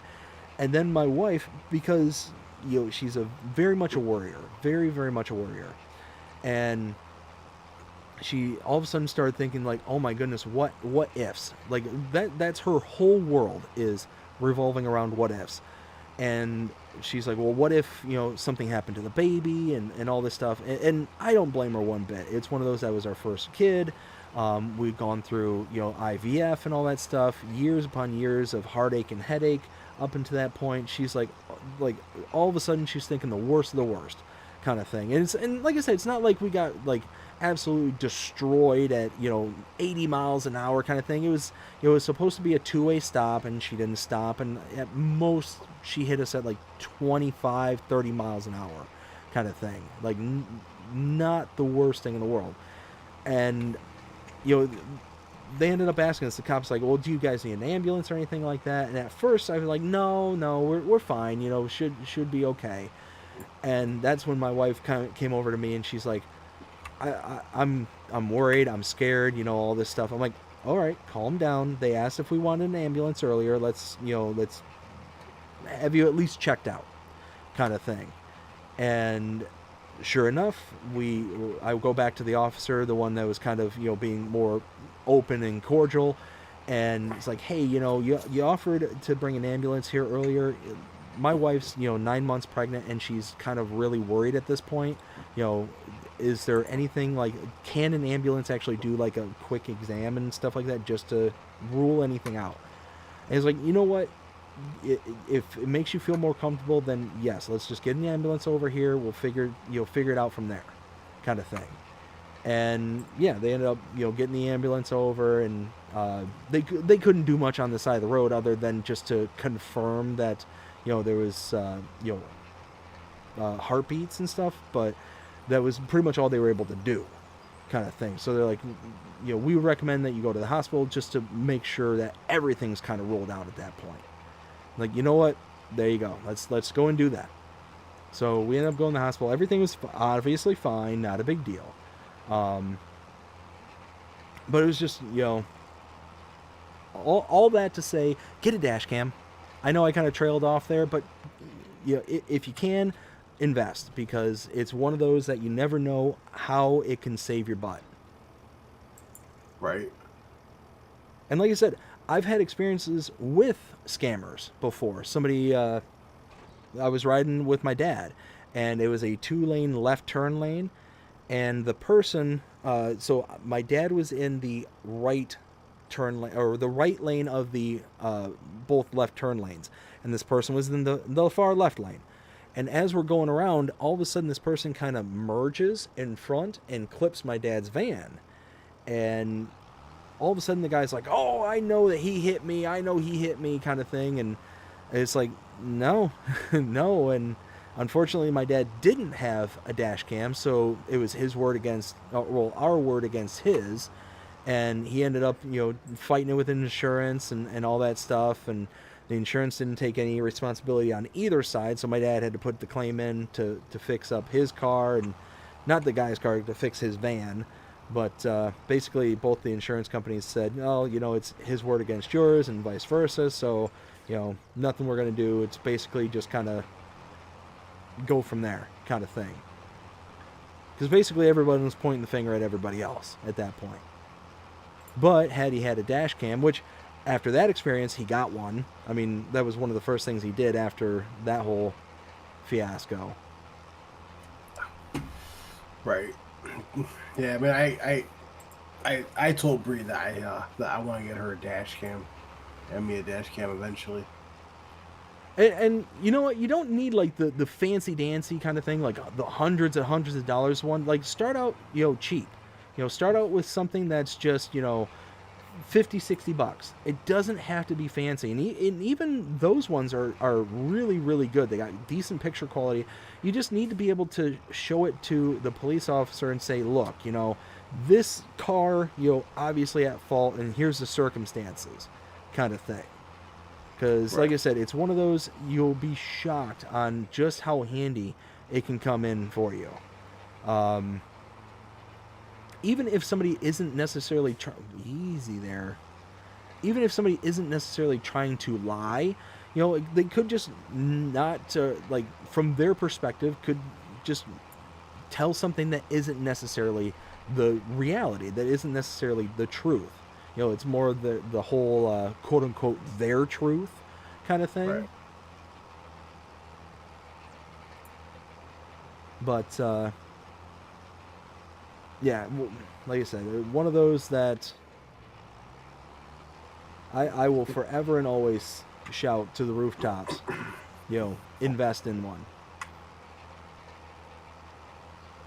Let's see. We got. Okay, we got. Ken says, "Yep, totally agree with Jonah. My gameplay had improved by leaps and bounds by watching people like BDD and Will T Gaming. Very nice. That's awesome. Glad to hear that. I'm sure Will feels the same way. I'm glad that we're able to help. And I'm absolutely certain you look at us as examples of what not to do. Like for me, for instance, with that one road on Alma, that little divot.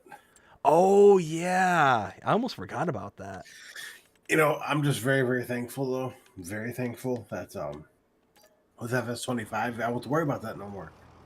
I know, that is so nice that everything's going to kind of be like a part of the plane that is being terraformed at that point. So if you are able to interact with the road will elevate with it. It's just a painted surface.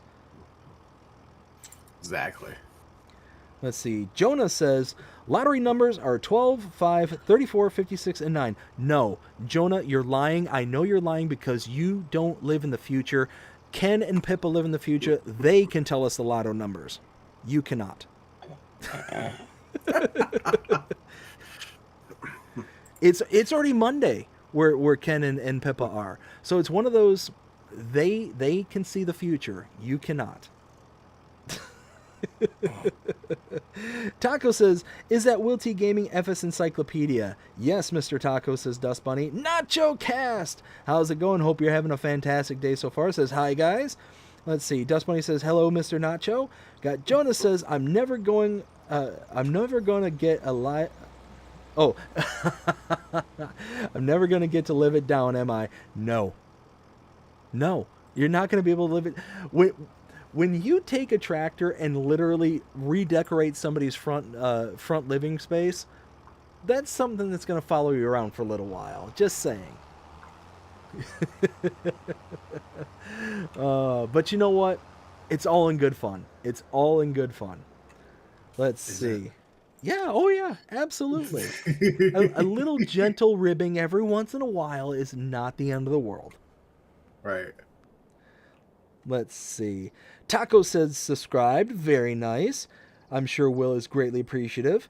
We got Thank Nacho says, hey, DB. I think it's BDD. DB. Dust Bunny. Duh. What am I thinking?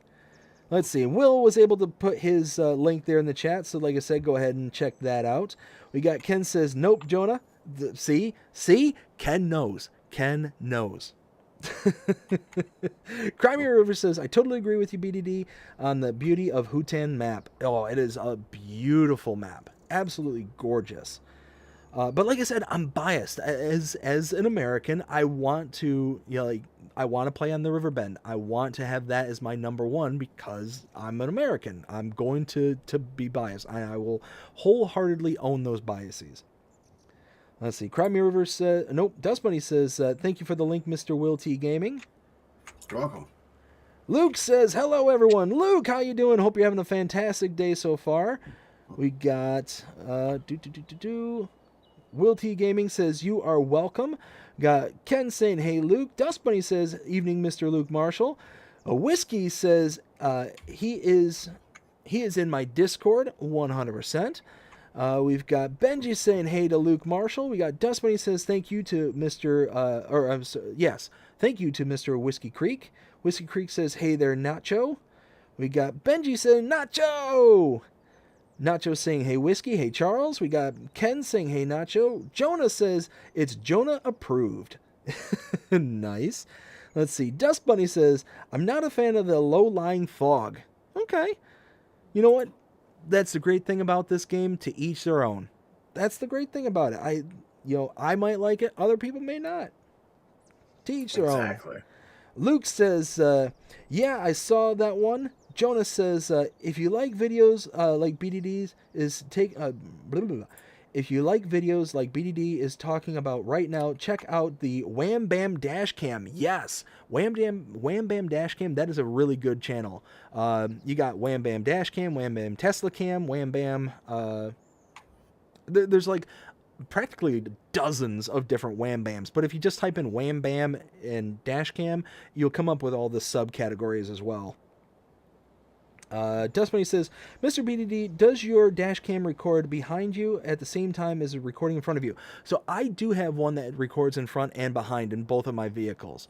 The reason that is the case is, well, the reason that both of my vehicles now have it, because before it used to be just one, and it was just kind of by mistake that we had both of them, is because what ended up happening is my wife was in her old car. She had an old Jeep Liberty. It was like 2003 Jeep Liberty. And she was driving with her sister and our two nieces. And as she was driving around, all of a sudden somebody come up and just blasted, like just rear-ended her in her Jeep. Didn't do hardly any damage to her car. The other car was just completely wrecked. But after that had happened, the person got out of the vehicle, ran away from the car, and best as I could tell, because I had reviewed the video many times, had thrown something over the edge of the guardrail. And my wife, she didn't notice that at the time. But it was one of those like really kind of weird moments when that happened. And I pointed out to her, it's like, hey, did you realize that this guy, when he got out of the car, he actually ran away for a little while and then actually threw something away, kind of thing? Like, did you even notice that happened? And she's like, no, I had no idea. It's like, yeah, that's really terrifying because, who knows what it could have been. It could have been drugs, could have been, a weapon. You never know, kind of thing. So, thankfully it didn't evolve into anything, but it's one of those, you never know what it is that you're going to kind of run into on the road there. So like I said, I cannot recommend more highly than for anybody and everybody out there to get a dash cam, because you never know. You never ever know. Yo, So I'm just messing around a little bit. I'm just testing something, right? Okay. So I bought I bought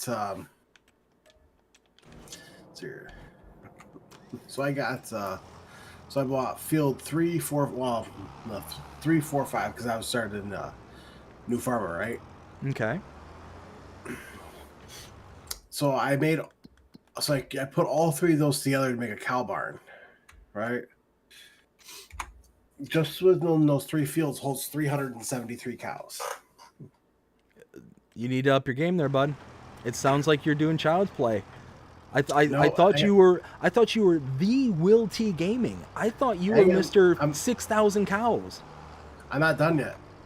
So yeah, I'm not done yet. So oh my goodness. So then I went across the street and I bought 679. And I put cows here as well. 608 cows. Okay, so we're approaching 1,000.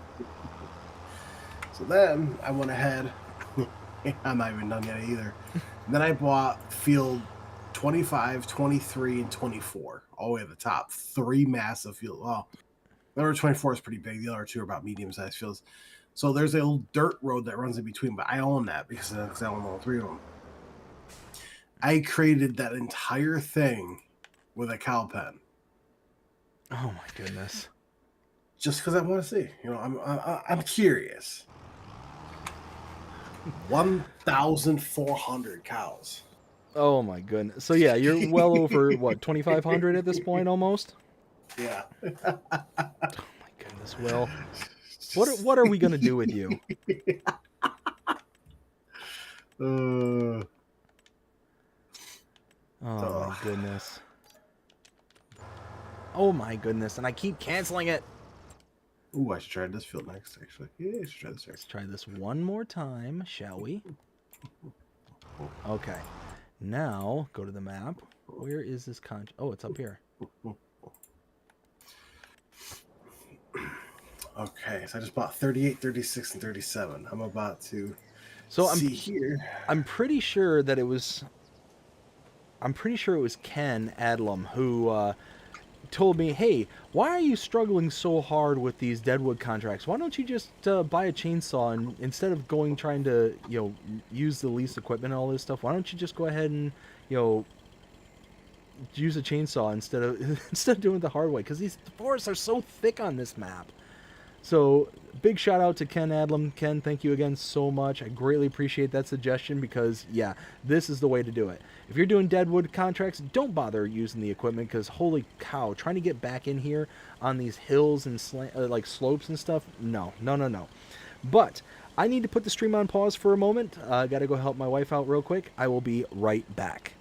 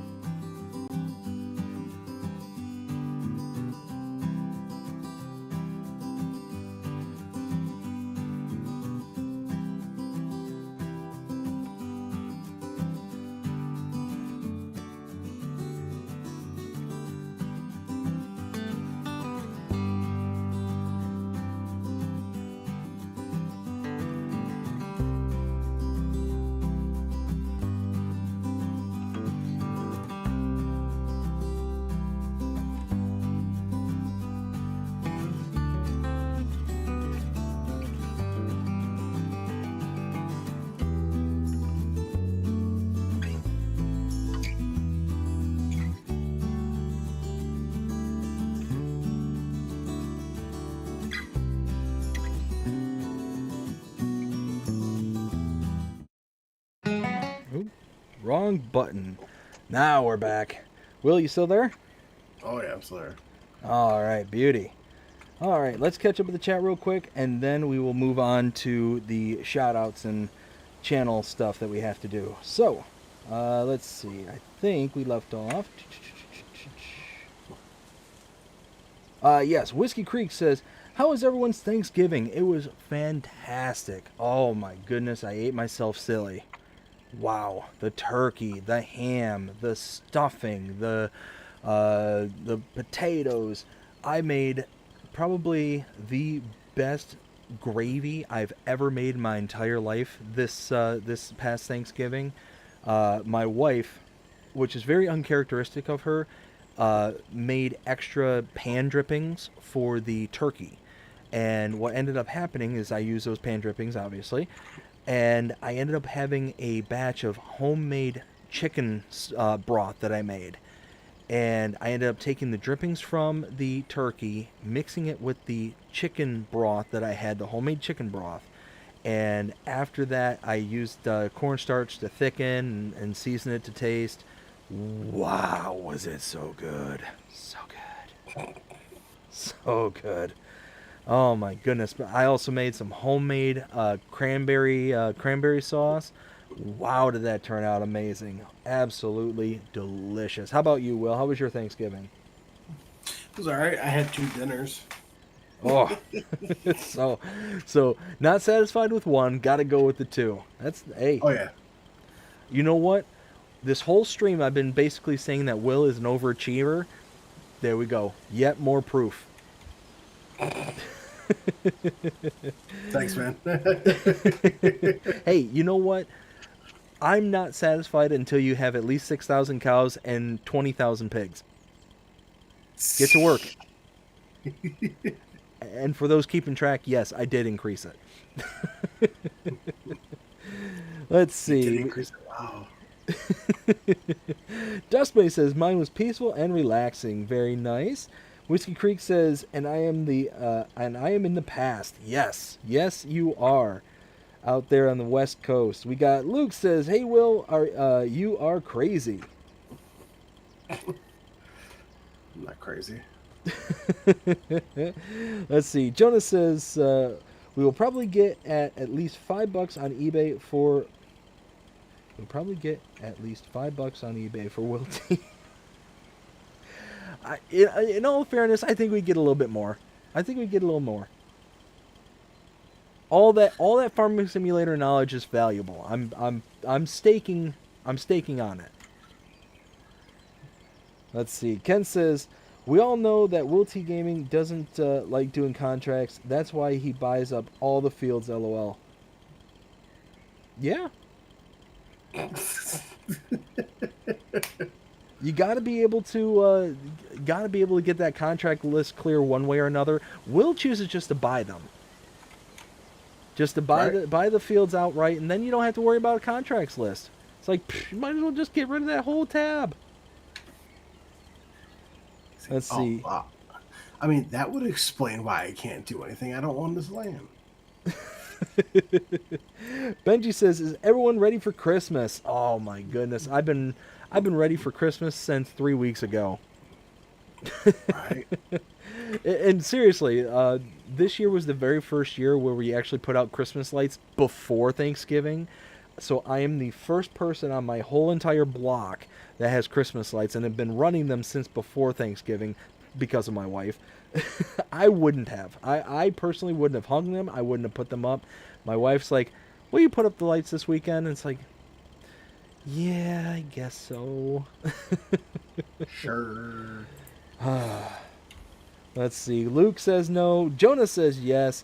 Whiskey Creek says maybe. Also says, I made the cranberries. Ooh, I love me some good cranberries. Love me some good cranberries. Jonah says, I'm not satisfied until Will T has 6,001 cows. All right, Will, get to cracking. All right, so I raised it. Jonah raised it and plus one. So 6,001 cows plus 20,000 pigs. Are you up for the task? Wow. 20,000 pigs. 20,000, no less. mean, I don't think I have enough space on the map for that. No, no, no, no. No excuses. No excuses. Come on. 20,000 pigs. Let's go. See, like the one thing I don't like though is that like for like pigs, they don't do grazing. Yes. Yes. That is a oh, and Jonah threw down the gauntlet. Okay. So 6,001 cows, 20,000 pigs, 50,000 chickens. And go. 50,000 chickens. Jonah, you're mad. You're a madman. That's all I'm gonna say is you're a madman. And it's at that point where you have to buy all the materials because you're basically going to be using all the map for nothing but animals. Exactly. Let's see. Luke says that's a lot of work. Oh my goodness. And Jonah says 30,000 goats. 30,000 goats. All right, Jonah, I got to reel you back in there, bud. I got to reel you in for just 1 second. There is a space limitation. Exactly. So 6,001 cows and 20,000 pigs. I just don't think that's going to be feasible when it comes to space. But I am okay with the 50,000 chickens. So go. Of course you are. Yeah. Hey, you know what? You're just sad, or not sad. You're just mad that this isn't being put at my feet.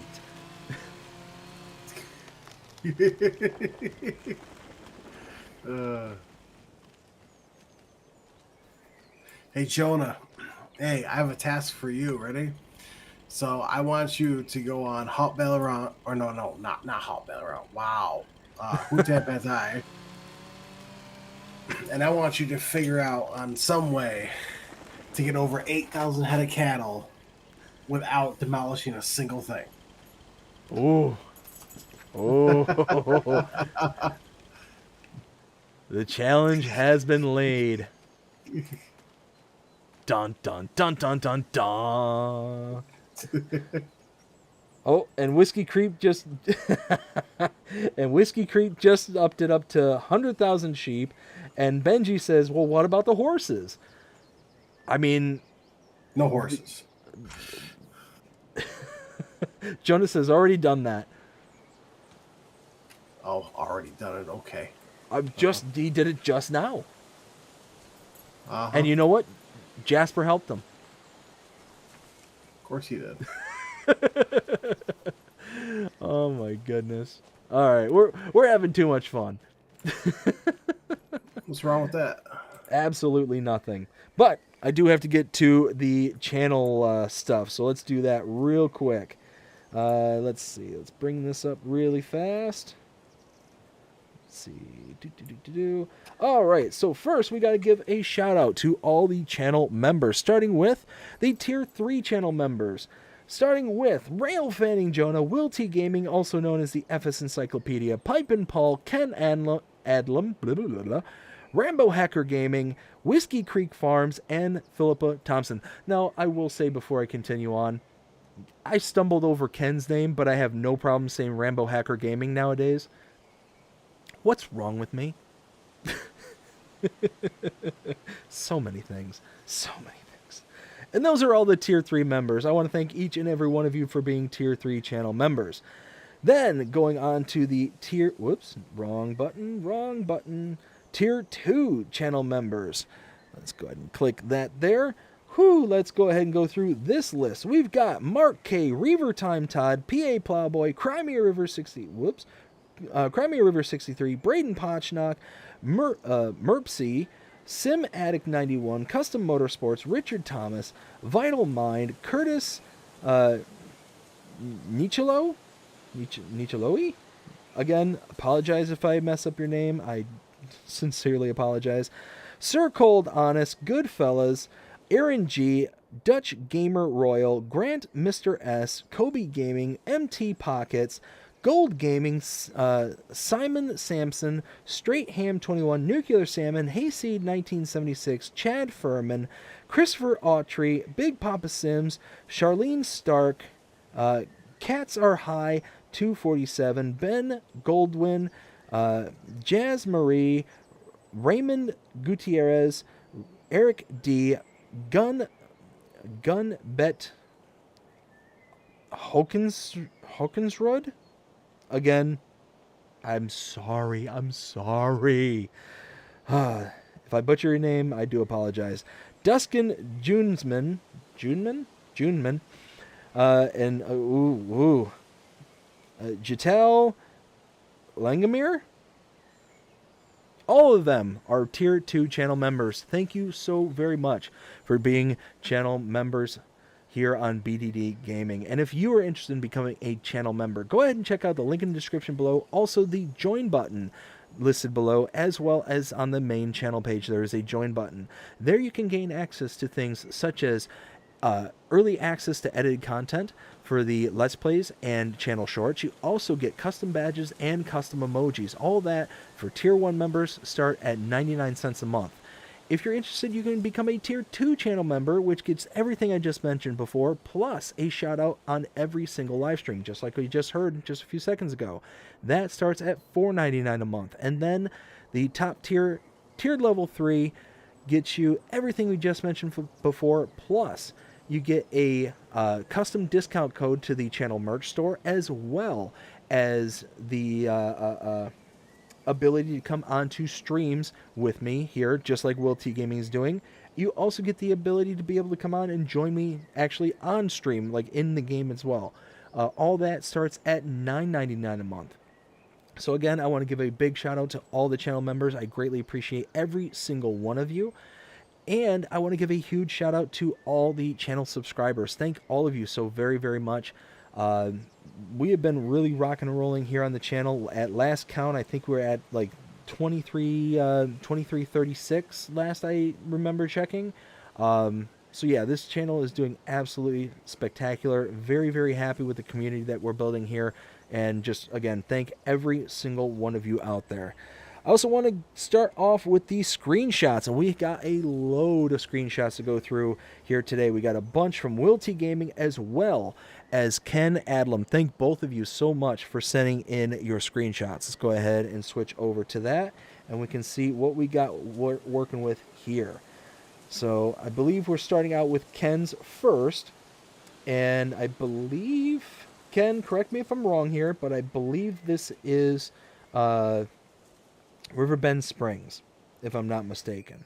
So doing a whole bunch of contract work here. It looks like we're doing a bunch of root crops, maybe carrots or parsnips, maybe, question mark.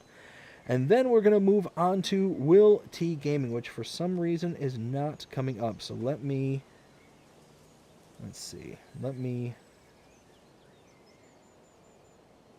oops, that's not what I meant to do.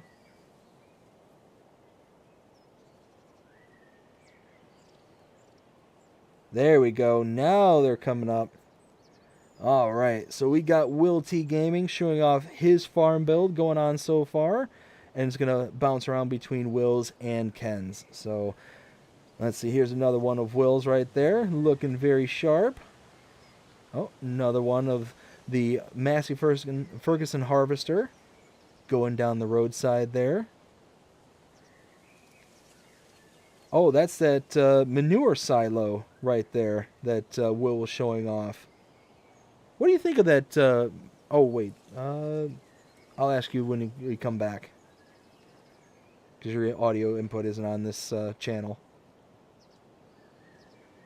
Very, very nice. So, yeah, Will is doing what Will does and making beautiful farm builds here on Farming Simulator, and it's looking very, very good. That's looking like potentially a cow barn right there. Looking very sharp indeed.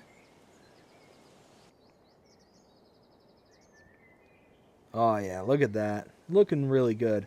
Again, I wanted to send a big shout out to both Ken Adlam and Will T Gaming. Thank both of you so much for sending in your screenshots. And I think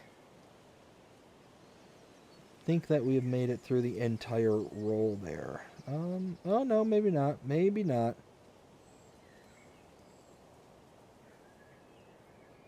All right. Oh, Will is stalking his prey there in the field.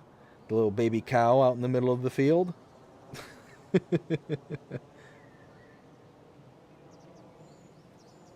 Very nice. Again, thank both of you so very, very much. Now, let's go ahead and show off some of the channel merch. Again, if you want to go ahead and purchase some merch for the channel, please go to bddgaming.creator-spring.com. There you can get shirts, cups, mugs. We've got necklaces. I mean, pretty much anything and everything that your heart desires, we've got it there at the store. We've got the Jasper angry emoji. We've got Gonna Be a Good Day. We've got, let's see, what else have we got going on there? Jasper is added again. A whole bunch of stuff there on the channel. And again, I want to give a huge shout out to everybody who has purchased stuff from the channel store. We've got Rail Fanning Jonah, Will T Gaming, Ken Adlam. We've got Pippa. We've got Crimea River. Every one of them has purchased something from the store, and their pictures are interlaced into this show here as well. So again, thank you all so very, very much. And just one thing that I have noticed is for some reason, doesn't look like Ken's is being brought in there. Nope.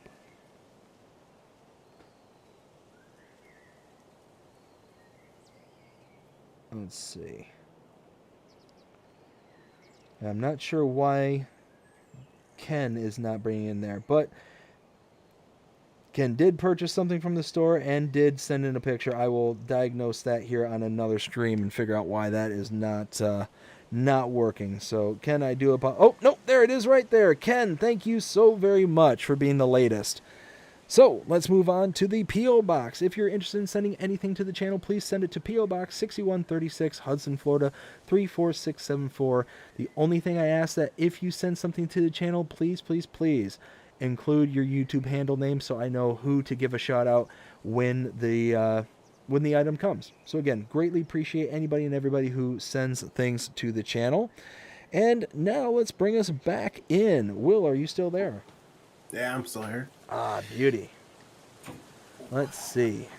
So again, thank you all so very, very much. Everything that goes towards this channel really helps out in the continued sustainability and growth of this channel. And there are definitely some things that I plan on doing here in the not too distant future that I'm really excited about. I was actually just talking to the missus about it earlier today, and she is 100% on board with doing something. I'm not gonna say what it is here right now, just because I don't want it to. What's that? You should message me later about it. Yes, I will say behind closed doors, but not here on stream. But go by for the it. way, so after building, okay, I gotta count this now because now I lost contract. So 1, 2, 3, 4, 5, 6. That is just 6, 7, 8. Yeah, so after building 8 cow barns, I hit 5,989 cows. Oh, jeez. Wait, 5,000 what? 5,988 cows. Oh my goodness. I mean, all the rest of the areas are way too small. So what you're saying is that we bullied you into actually putting in almost 6,000 cows. Yeah. Oh my goodness. You know what? I guess bullying works. No, it doesn't. Well, obviously it does. You did. You put in almost 6,000 cows. You're right on your way to 6,001. Now, where's the 60,000 pigs? Yeah, I don't have enough room. I mean, even if I went to each individual field and did that, it's I still wouldn't come up with that much because they're way too small. Yeah. Yeah, no, I don't, I can't say as I blame you there. Let's Well, see. and it's funny because the one that I got the most was 1,400 cows on the one. Wow. And what fields did you have to eat up for that one? Oh boy, I gotta figure out which one that one was. It wasn't those.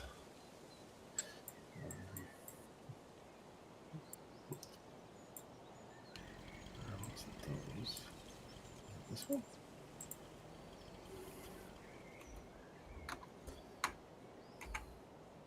Nope, wasn't that one. Let's see. Oh, I think it was this one. Pretty sure it was this one.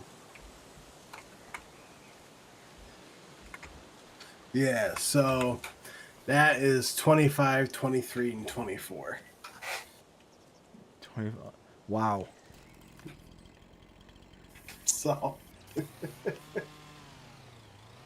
So it's one of those where it's definitely a balancing act as to like how you approach that, because eventually you're going to eat up more fields than what you're going to be able to actually be able to sustain your cows with. right. You know, that actually brings up a great point. Like, No Man's Land.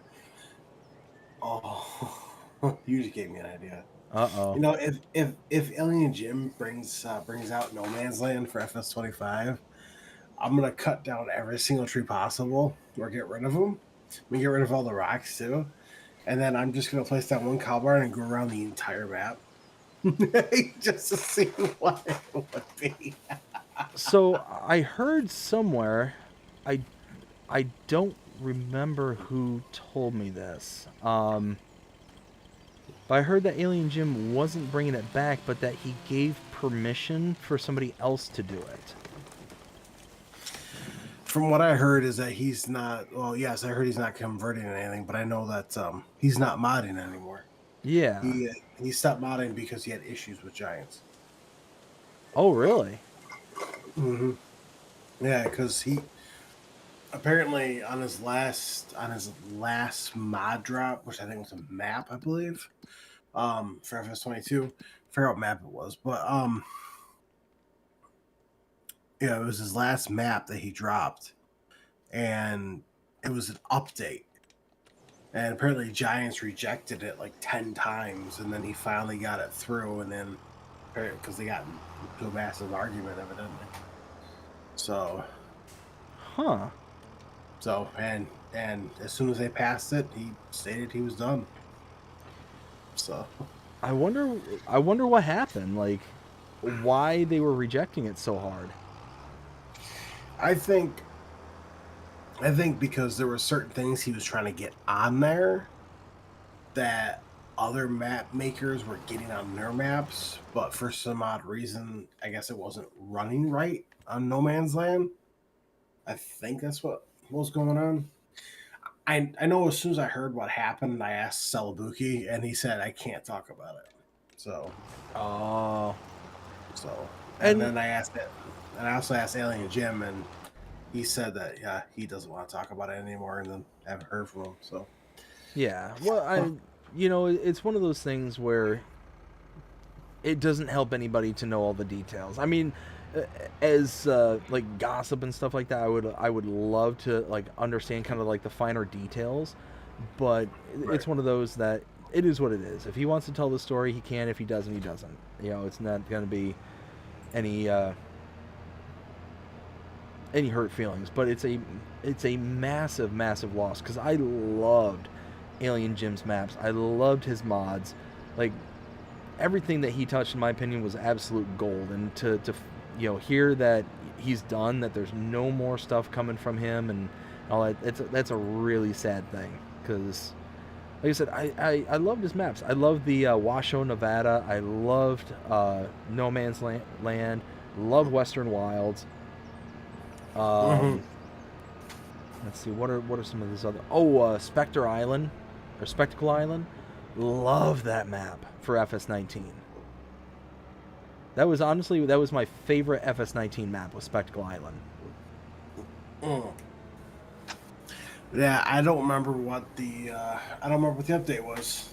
That I don't remember what map it was for, but I know he was having a problem. So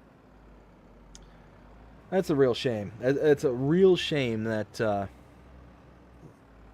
that a giant like that can be kind of, I don't want to say pushed aside, but just be driven to a point of frustration to where you're just like, yeah, I'm just done. I'm just done. well, I mean, if you think about it too, it's also the modding team at Giants. I mean, or like not the modding team, the QA team. Um, because what happens is that let's say you submitted a mod in. So let's just say if my map was done and I submitted it in, right? Mm-hmm. It gets tested by someone. Well, let's just say okay, there's some bugs and errors I gotta fix. Perfect, fine. Comes back and fix them. When you resubmit it, it doesn't go back to the same person.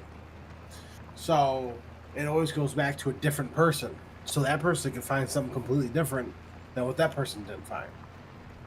And it goes back and forth, back and forth, back and forth, back and forth until it passes. Yeah, I could see that being incredibly frustrating. So, and that's what happened. I mean, that's even what happened with was it FS19 with Oxygen David with Shellington Valley.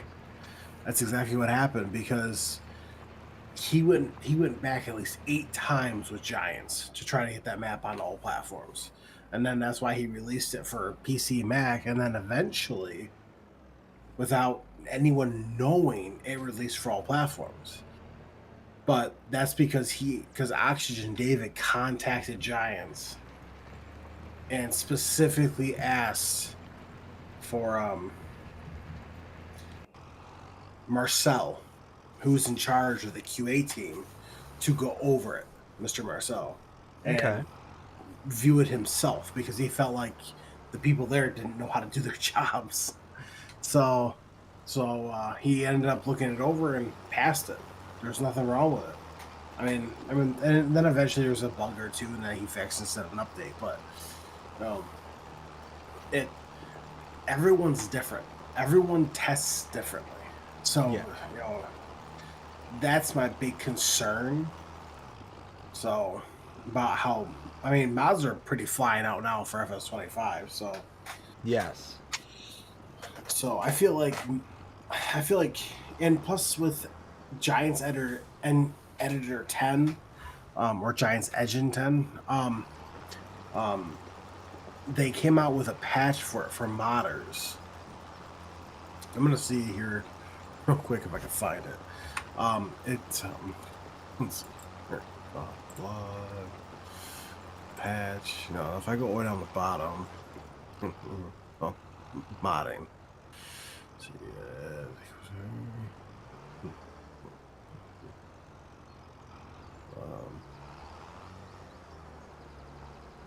oh yeah, right here. Added various checks to avoid runtime errors and displays a log message instead. So what that means is that they made a feature in it where you don't have to constantly send it back and forth. So once the map is done, or once your mod is done, you can run it through like a test, and it will pop up saying this is what's wrong, so that you can fix it and make sure it's good before it goes off the Giants. That's nice. So that was a new addition, and I thought that was nice. Well, yeah, especially if that helps to prevent some of that kind of heartache and going back and forth kind of thing.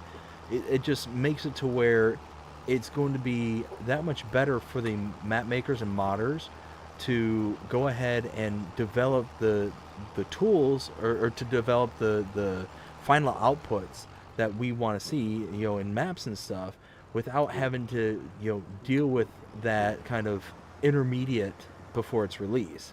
Hopefully that means they'll be able to just kind of slap it together, to get the clear message of no errors, no issues, kind of thing, and then be able to just run it to Giants. Giants just loads and done, kind of thing. And I'm sure that's also a really good thing for Giants too, because that means that their dev team isn't having to sit there and just constantly churn back and forth, rock back and forth, and seeing the same bits of code, the same bits of maps, and all this stuff over and over and over again, but rather they're going to be more focused on uh, those kind of more finer details, the things that are just kind of, really going to be elusive, kind of thing. You know what I mean?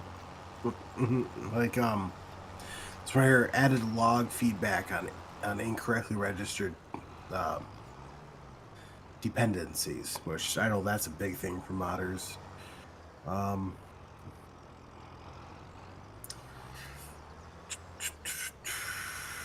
there was something else. I'm trying to find it here. Oh, here you go. Improved documentation for engine script binding. That is a big thing because now modders can be able to use like Blender and bind things and put things together way easier than ever before in Farm Sim, which is absolutely fantastic. So, for example, how was it? Oxygen David's converting ComSim, right? Okay. Now, if he were, let's just say ComSim came out for 19, right? And then he would have to, redo it basically, convert it over to 22. Now, you know how long it took for our maps to get converted over from 19 to 22. It took a bit. Oh, yeah. Because of everything. Now on FS25, like, he's already done with the map. He started it not even like a month ago. And he's already done. Because they made it so easy now. It's like ridiculous. That's incredible. And you know what? That leaves me really hopeful that we'll get even more conversions than we did in years past, because like you were saying, it was so significantly harder in years past to get those conversions. It's almost, more beneficial to be like, you know what, I'm not going to worry about conversions. I'm going to do something new, because it's just as hard to do something new as it is to do something that's already existing, kind of thing. So hopefully that means that they'll be able to fly through those conversions, really, really quickly, and be able to put those out really quick, and then they'll be able to really go heads down on the kind of new stuff and be able to really start pumping those out better as well. Exactly. That's my hope, at least. I mean, that's the kind of what it sounds like they're kind of leaning towards. Yeah, and to make it easier for everyone, I feel like is a big thing. I feel like it's to make modding. Oh, how can I put this? There was a modder I've never even heard of that released a mod already for FS25. Never heard of him before. See, I wish I have, because I reached out to him. Let's see if I can find it here quick. Over here, Average Enjoyer.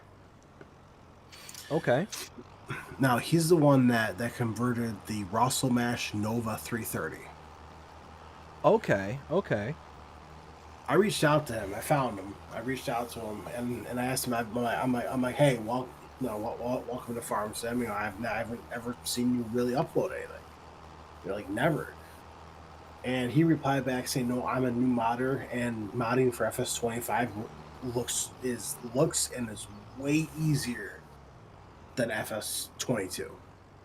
Like it's so easy that you can do it. Okay. So I don't think that I can do it, but you probably could. I mean, I know a fair bit of coding. Like I do SQL programming and stuff like that, so I'm familiar with how to code. But the problem is I'm just not artistic enough to be able to create the modeling. I gotcha. So like rendering in 3-dimensional space, like I can barely render in 1-dimensional space. Like I said, stick figures. And I don't think I chat, correct me if I'm wrong here. I don't think anybody would tolerate a Case Steiger that looked like, stick figures. I'm just saying. I'm just saying. I don't think anybody's going to tolerate that. I don't think anybody's going to download that. I don't think Giants is going to pass that. I don't think it would. No offense to you, but I don't think it would. I mean, I can't be offended for something that's the truth. You know how many people I have told that to, like something very similar to that, and all they do is whine and complain. Get more offended. Yeah, too many people. I mean, I like to think that I self-reflect very often, so I know what my shortcomings are, so I don't self-delude myself into thinking, oh yes, I am better at the X than I really am, kind of thing. It makes my life a lot easier. It makes the lives of the people around me a lot easier. One of those that you know what you're going to get with me. Right. So. Exactly. Nothing out of the realm of reality, as I like to say it. Let's see. So we've got. Let's see. I think I left off with Whiskey Creek says 1,000 horses. There you go, Will. Get at it. Yeah. See, that's the thing. Horses can't do that either. Like, and I mean, you can, like, you probably can. Actually, I don't know if you can build. I haven't tried that yet. I don't know if you can actually build stuff for horses like you can cows. Will. Cows. Will. What? That sounds like an excuse to me. I don't mess with horses. Hey, you know what? In all fairness, you're on PC. You can just download the horse mod that lets them do all the stuff for you. It's not out yet, so. Modding community, if this gets to you, what are you working on? What is more important than getting the horse mod up and running? Come on. Well, trust me. When and if that mod comes out, I'm gonna install it and then I get horses because I don't have to deal with them. I'll be honest with you. I would mess with horses more often if that was the case. If there was a mod available on console right now, I know that that won't be the case, going into the future. But for right now, if that was something I could. What just happened? Ralph Fanning Jonah donated $2 through Super Chat. Sing us a song, Mobile T, please.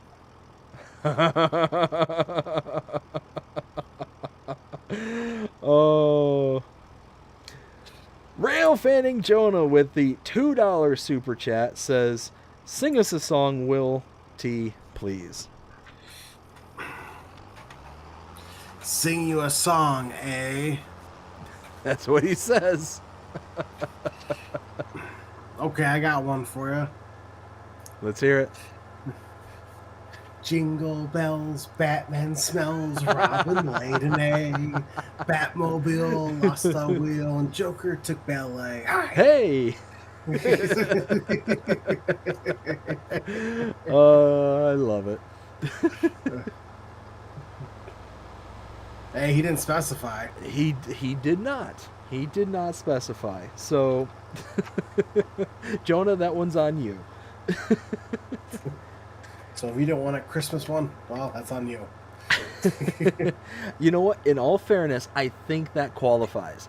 That is singing. Right. That is a song. That is what it is. Oh my goodness. I do like the creativity on the fly there. Good on you. That's a song that I heard when I was like 8 years old, and I still remember it to this day. Oh, for sure. I mean, those are just classics. Those little kind of off the cuff kind of, what are they called? Like parodies? Well, it's like the other one I know. It's like what was it? That dashing through the snow on a pair of broken skis, over the hill we go, bleeding through the trees. You know. Oh dear. Ralph Fanning Jonah donated $2 through Super Chat. Your turn, BDD.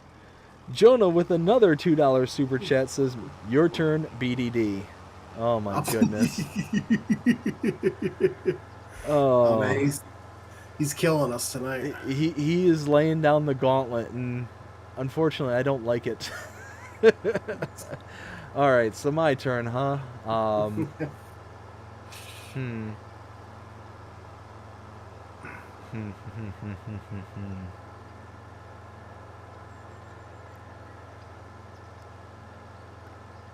Why is my brain just coming up with an absolute blank right now?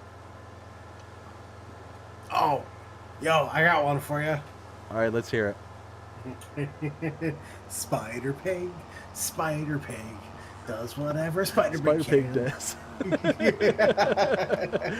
Oh no, I haven't heard that one in forever. The Simpsons. Spider-Man does whatever Spider can. See, I'm almost half tempted just to actually start singing, like, legitimately, but then I'm afraid that everybody will, like, run away from the stream. It's like, oh, my ears, oh, they're bleeding, no, They're bleeding. Stop my ears. why are you doing this to us? I need can't surgery. help it. Jonah, you know what? I tell you what, if I do this, everybody needs to blame Jonah. Yep. So not only is Jonah redecorating other people's houses with Case tractors, but then he's making everybody else's ears bleed.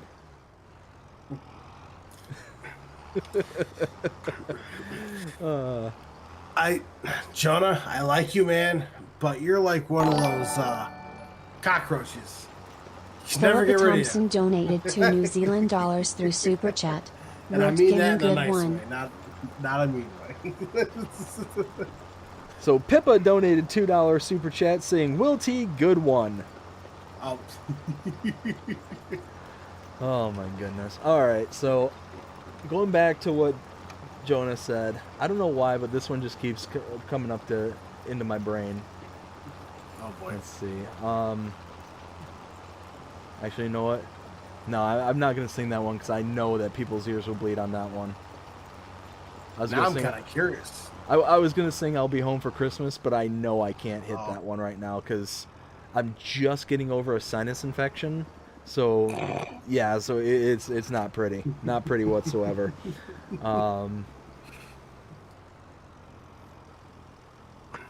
You know, Let's see. Dashing through the snow in my rusty Chevrolet, over the hills we go, sliding all the way. Ha ha ha! Bells on. No wait. I'm trying to remember. Oh my goodness.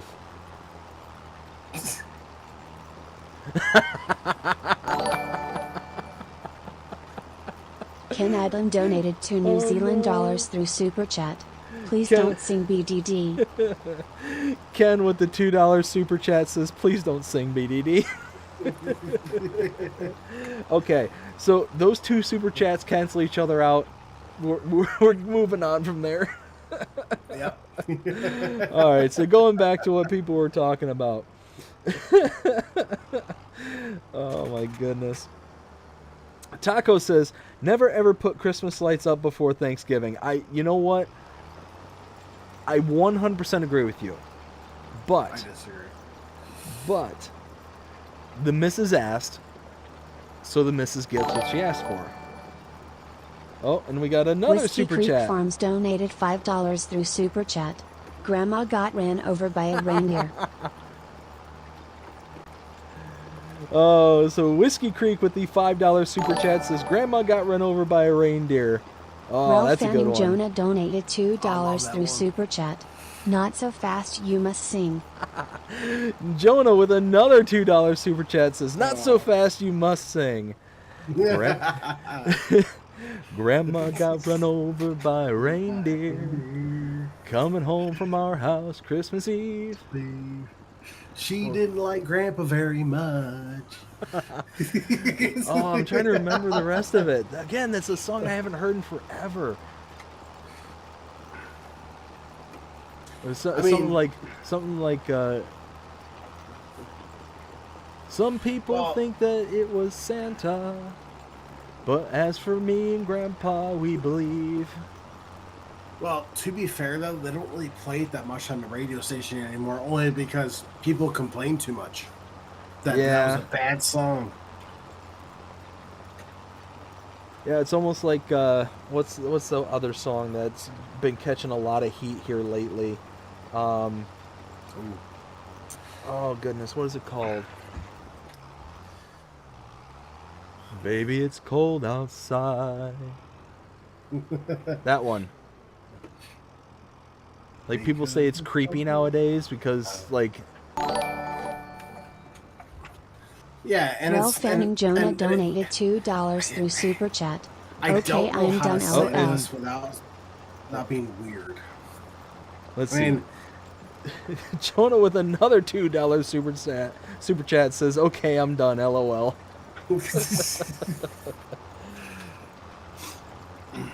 Baby, it's cold outside. Oh my goodness. All right, Jonah, it's your turn. Yeah, there you go, Jonah. And good luck with this one. Yeah, right. All right, now let me catch back up with the chat because Ken says, let's see. After to see the transport costs, LOL. Railfan and Joni with all the custom emojis for the channel. Thank you so much. Ken says, BDD, how many is that now? Channel members and subscribers. So, you know what? I'll go ahead and let you know. So, channel subscribers is up to 2336. Channel members at the moment...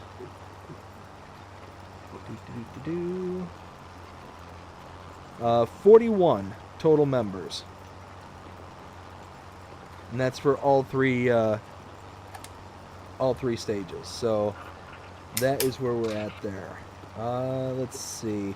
Ken says yes, Riverbed Springs, regarding his screenshots there. Jonah says, I think it's about time for Will T to sing us a song. So that's why he started sending super chats. I already sang a song. Yes, he did. Ken says, come on, guys, give Will a break. Riverbend Springs is not Alma, Missouri, LOL. He's got a point. He does have a point. I will give you that one. Ken says, Will T Gaming is the WSVS coming to FS25 because I love that system. So, Will, are you aware of that? I will get a hold of Dogface and I'll let you know. Nice. Let's see. We got Luke Marshall says, yeah, I know. Poor boy had that with the map Deadwood. Oh, so yeah, him going back and forth. Yep. Yeah, that was another big one that that they were having big old problems with, was that one too. Which, I'll be honest with you, a map maker like Poor Boy doesn't surprise me that he would have issues going back and forth with giants and stuff.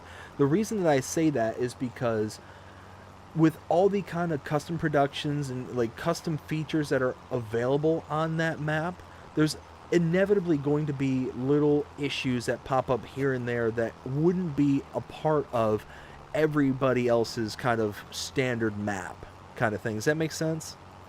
Right. You know, just how many unique items that are available on his maps just stands to reason that that's going to be an issue. Right. Let's see. Collect on that. We got another. Ooh, $1,000 Deadwood 1,500. Nah, we'll skip that one for now. Sewing, spraying. Ooh, stone picking. Yeah, we'll do that one. And come on, there we go. So, who here is annoyed with the stone picking contracts, as I am? No. I am incredibly annoyed by the stone picking contracts. Why is that? So, every time you get a stone picking contract, you get the Elho stone picker, the tractor, and a trailer. That's the standard contract assortment that you get, right? Right. Well, the problem is you've got a stone picker and you got a trailer. Where's the second tractor? Right. So it's just a minor nuisance. I'm making it seem more hyperbolic than what it really is, but it's just one of those, like, I don't want to have to go back to the store after dropping off the stone picker to be able to then, like, run the trailer over, kind of thing, and then kind of stopping halfway in between to unload and do all that stuff. I don't necessarily want to do that. I want to be able to just kind of, set it and forget it, kind of thing. So oftentimes what I end up doing is I'll just grab my tractor or something from the farm and just run the trailer over myself, kind of thing. And that's if I need to unload. There's certain fields that not always, but it's below the fill tank threshold, so you don't necessarily have to run the trailer over to unload. But there are those fields that occasionally will get us there. Let's see. Dust Bunny says, can't keep my eyes open. Did a bunch of yard work today, and I'm tuckered out. Good night, everyone. Take care. Dust Bunny, thank you so much for coming out today. Hope you enjoyed it. Hope you have yourself a fantastic day or fantastic night. Take care, and we'll see you again next time. Ken says good night to Dust Bunny. Catch you on the next stream. Whiskey Creek says back. We got Benji says take care, Dust Bunny. We got Jonah with a $2 super chat, says sing us a song, Will T, which he has already completed. Farmer Groot, how you doing? Hope you're having a fantastic night so far. Says hello, BDD. Hello, Farmer Groot. Let's see. We got Pippa says good one. We got Luke says LOL. Ken with the hey, Farmer Groot. Whiskey Creek says LOL. Benji says hey, Farmer Groot. Farmer Groot says hello, Ken. We got Jonah says your turn, BDD, with the $2 super chat. Farmer Groot says hello, Benji. Ken says Will T, not bad. Just joking, not LOL. You know what? Neither one of us are insert popular singer here. Right. If we were, we'd be on the stage and performing every day, kind of thing. But we're here on YouTube and we're making videos. That's what we do. What? No. Are you serious? Is this happening right now? Is this real life? What? I'm having a AI worker take the stone picking equipment over to the field. I'm in the middle of the town and I'm stopped at a red light. It did. Yeah. It actually affects the AI workers too. I knew it did that with the actual traffic splines, but I didn't realize it actually did it with your worker as well. That's amazing. How cool is that? I think it's even more interesting because now since they have that base game, modders can actually use that now on their maps, and they can actually what was it? Iowa Plains View. Yes. He can actually make it functional now. Now, I knew that they had like mods that would work as traffic lights, but essentially the way that they had it work is that it would bring up a barrier, like an invisible barrier, that the traffic spline would recognize and prevent them from going beyond that barrier. I wonder if it works somewhat similar in this game. If by the traffic light turning on, it's bringing up that kind of quote-unquote invisible barrier. This is just, me wondering kind of thing. Right. But I know that's basically how it worked with the mod version, is that it would basically raise an invisible barrier, the traffic spline would recognize it, and then once the... you know what? Think of a gate, like the gates there on any one of the shops and whatnot. At a certain time, in this case, when the red light turns on, the gate would lower down, prevent the traffic from going past it. And then when the green light came on, then all of a sudden, what are you doing? Are you going to go into that river? Please don't go into that river.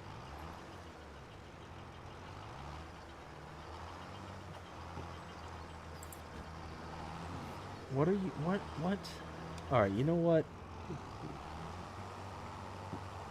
So I'm here on field number 15, which is right here next to the, like, I don't know if you call this a culvert or, it basically a concrete river. You know, the, all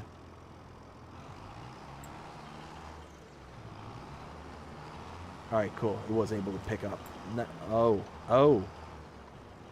it's not able to. But the little concrete river, the field itself, like, goes up on an incline. Yeah. Right there next to the river, and you're not able to actually. Oh wait, no, it is doing it. Okay, well, never mind. Ignore me. Okay, yeah, it's working. Anyways, let's see. Pippa with the $2 super chat says, Will T Gaming, good one. Ken with the $2 super chat says, please don't sing BDD. I'm sorry. The $2 super chat was given, so I have to do it. Luke says, LOL, good one, Ken. We got Whiskey Creek with the $5 super chat says, Grandma got run over by a reindeer. Very nice. Jonah says, $2 with the super chat says, not so fast, you must sing. And you know what? I do appreciate all the thumbs up for Jonah right there saying, hey, not so fast. We got Jonah also saying the $2 super chat, okay, I'm done. Luke says, are you sure? Jonah says, all right, I got you next time. Jonah also says, what did I tell you about Deadwood contracts last stream?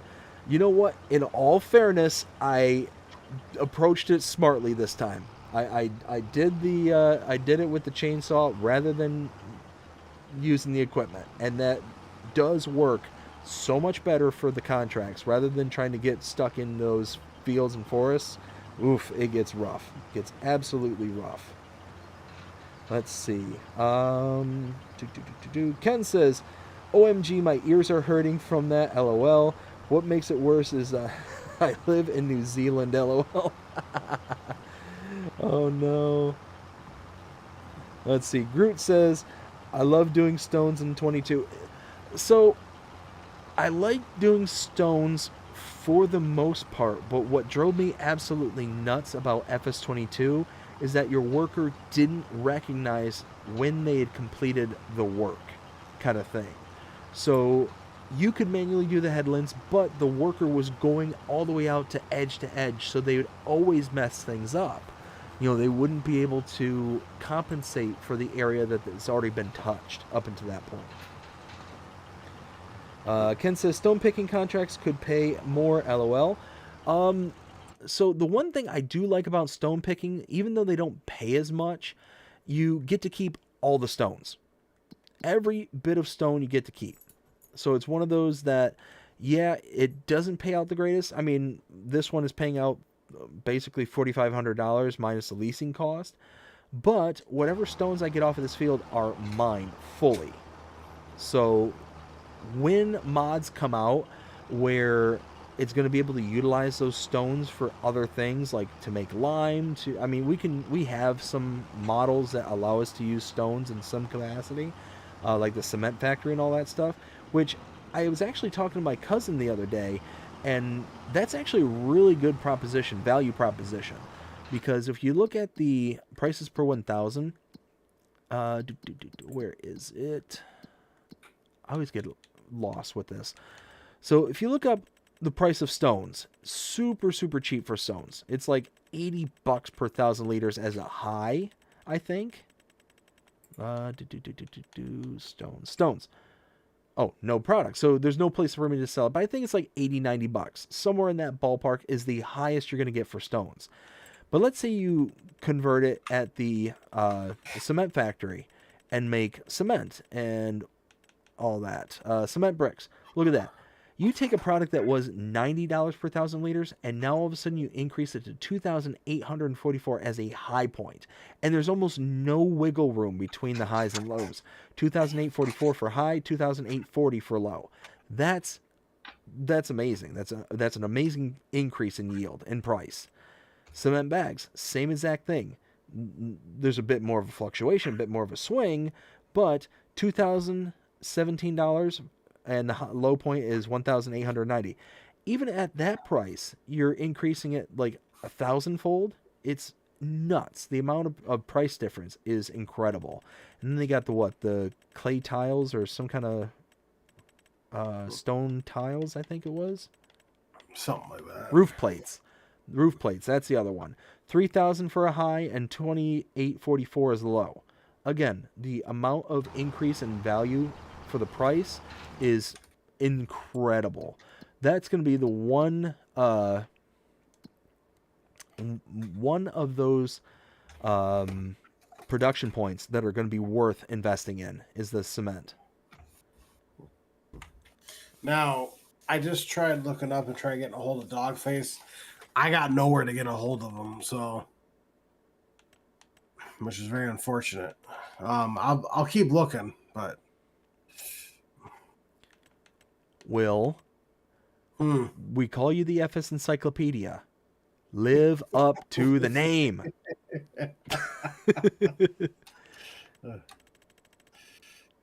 I'll figure it out. I always do. There is no I in encyclopedia. You sure about that?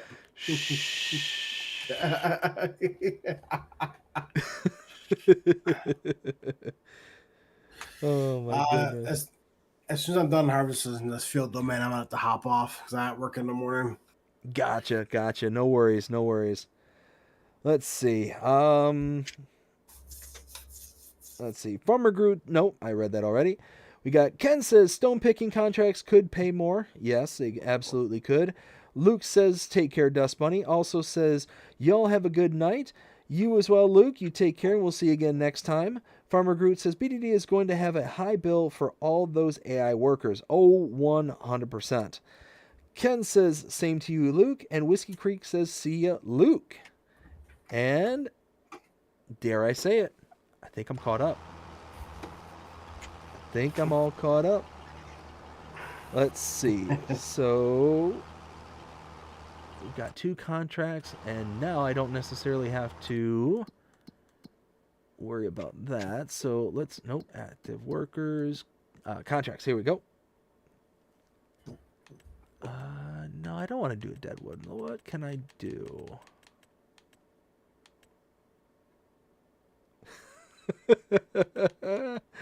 Oh my goodness. Okay. What? We've got some wise guys in the chat. Go figure. There always is, you know. Oh yeah, exactly. So we got Whiskey Creek saying no, you are not, and then we've got Farmer Groot saying, "Are you sure?" No. No, I am never sure. Let's see. So at this point, wow. There's that's a big field. There's for parsnips, almost a $20,000 harvesting contract for parsnips. Yeah, that's going to take forever and a day. Wow. Oh my goodness. There's a carrot harvesting for 20 grand, 20,173. Yeah. Well, thank Again. you. 18.13 acres. Oof. Oof. Oof. That's no, a big, thank you. That is a big oof. Right. Big old oof. Big old oof. Oh, Jonah says 1, 2, 3. Benji. Oh my goodness.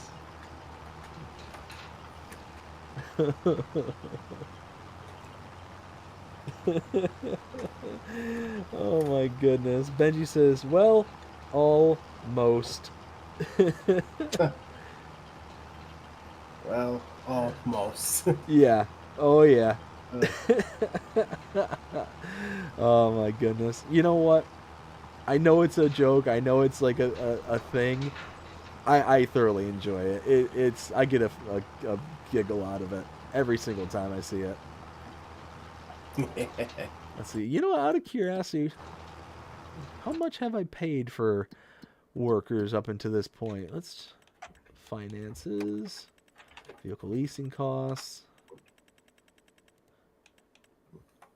$4,000 so far. That's not too bad. No, that's actually pretty good. Well, especially considering that my income from contracts. Oh.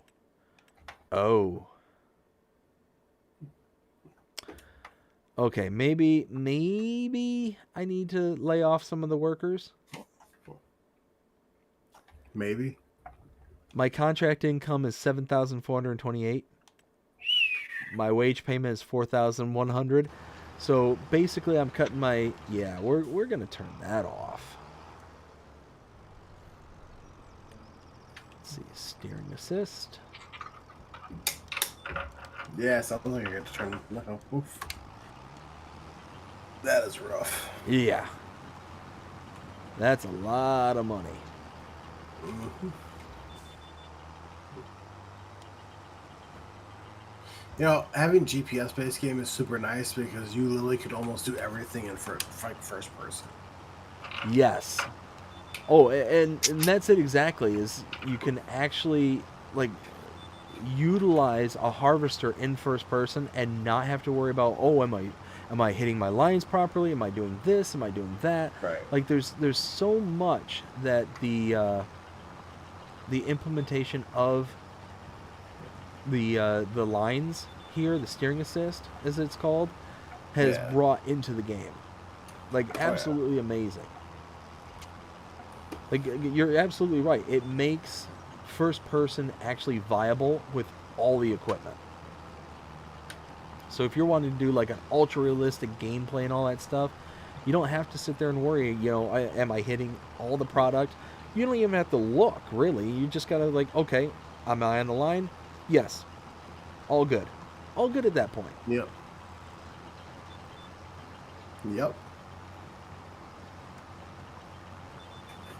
Let's see.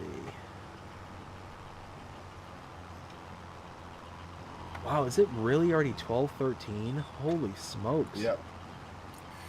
Yeah. That is crazy. Where did the time go? Right. Let's see. Ken says, Wilty Gaming, are you the white are the white subsidy signs included in the update because the moment only green ones are available? Oh, so I can actually answer that one. We don't need the encyclopedia for this one. I can answer this. So go I know, right? I know. Be amazed. Behold. All right. So what you got to do to be able to use the other subsidy signs is you come to your main buy menu screen and you go down to your generators and look here for the government subsidies. Up in the top left-hand corner, you'll see where it says things like control group, enter demolition mode, so on and so forth. If you click on this, if you click on the government subsidies, it just pops up with a green sign. That's the default. But in that list there, you'll see a new one that's come up. It says customize, and it's the right thumbstick. Go ahead and click that. Now you'll see contract income. Right now it's at $4,000 a month. If you increase it to $40,000 a month, it's still the green one. You can increase it one more time, $400,000 a month. Now you got the white sign. $4 million a month, and so on and so forth. So this is how you get the different grades of a mod within the build menus. You just got to see, does it have that customize function in there? And if so, you know, click into it, whatnot. And then once you get to the setting that you want, click the back button, and now you can go around and actually place this down and do all the various different things that you want. You know, being able to, you know, place it down, you can turn off the, turn on the toggle free mode, so you're able to actually stack them on top of things and go kind of at that pace. So that's how you get that done. I like it a lot better than 22. Yes. Well, it makes it to where you don't have a bunch of additional mods that all do the same exact general thing. Right. You can have 4 separate mods all kind of categorized into one location, and then you can kind of flip between this slight change in functionality that you want. Exactly. Like Black Sheep Modding is coming out with like this battle storage area that was out in FS22, and it was like so you could either have it open on the left side or the right side, and you had 2 different sheds, right? That you could choose from. In 25, because DJ Goham did an early preview on it. All you gotta do is go to it, select it, hit customize, and then you could choose left or right, and that place it up. Oh, now that's cool. So, let's see. Farmer Groot says, don't use root harvesters that has no capacity on the machines itself. It is truly a pain. 100% agree with you, Groot. It is an absolute nightmare. It's one of those that I would sooner use. Let's see. Hold on 1 second. I would sooner use something like. Nope, that's not what I'm looking for.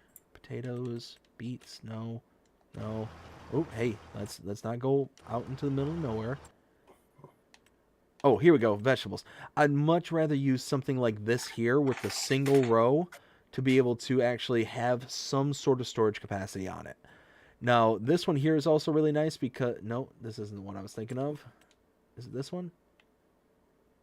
Oh, they don't have it base game. They don't have the Daywolf harvester that will create the pallets, like the 4 pallets in a row kind of thing.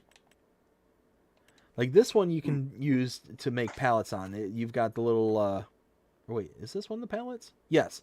Yeah, so it's got the little forklift right there, the little pallet fork, and you can spawn a pallet into it and it'll load into the pallet and it'll just drop off the pallet. I would sooner use something like this to where it's just dropping off pallets all throughout the field and then I got to come pick up the pallets later kind of thing, rather than use this big old thing. This one has what? 1, 2, 3, 4 rows, but it has 0 storage capacity, so it's a real nuisance. One mod that I'm really looking forward to, I hope comes through, is that Grimmy harvester that was converted, the blue one, that will do all root crops, 100 meter working width, all that stuff. I'm really hopeful that comes to Farm Sim. oh, 25. You mean the it's the one by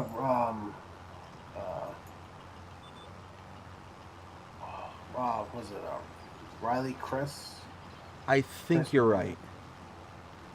It's the Yeah, Chris S. Riley S. Yeah.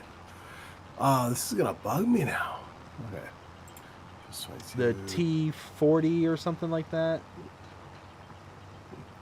You could do like sugarcane and cotton and all the root crops. Poplar, I think you could do as well.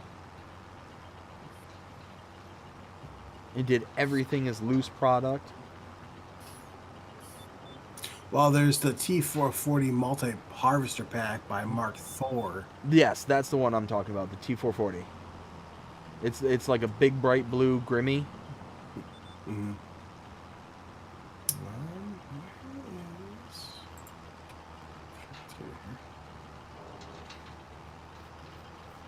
The Lizard Colossus harvesters pack. That's what I was thinking. Oh yeah. I actually preferred the other one, the T440.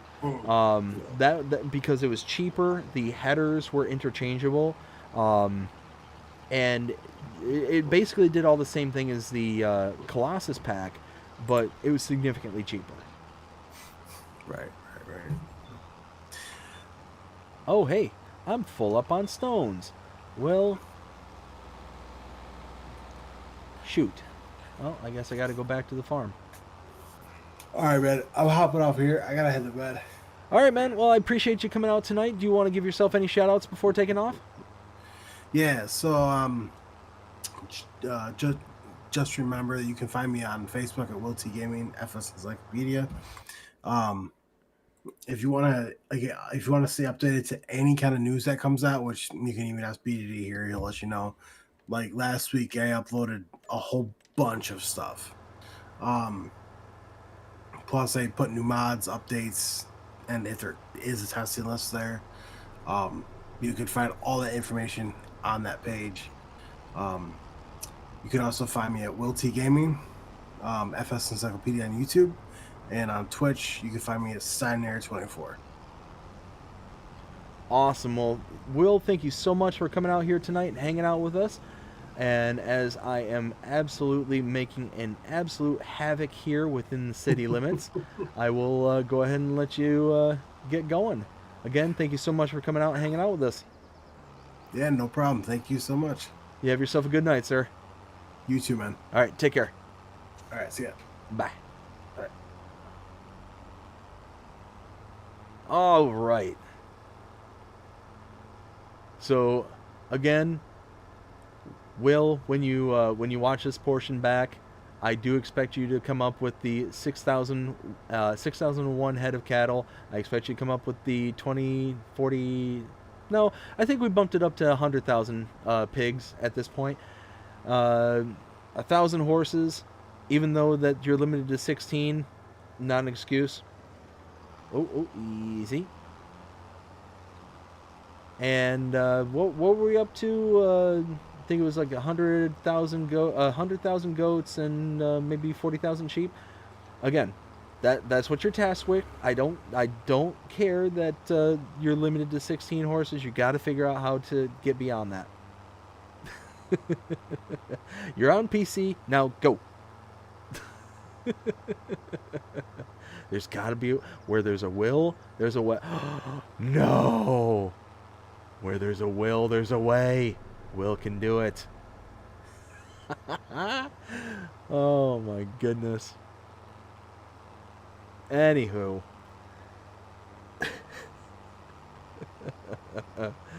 Let's go ahead and drive this up here. I will catch up with the chat and I'll send the worker to... Oh my goodness, this is going to be a struggle getting up this hill. Oh, come on, come on. I think I can. Oof. 6, 5. Come on. You can do it. Challenger. Yes, there we go.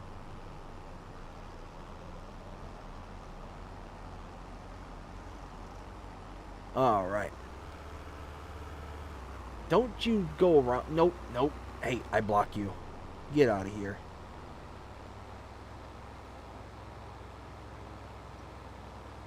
Alright, I think I got my pile of stones tucked away back here. So this is all I've been doing with my stones. Is that, hey, I got another pallet of rice saplings. Awesome. But this is what I've been doing. Is I've just been coming back here after contracts and just been chucking them down just out of the way.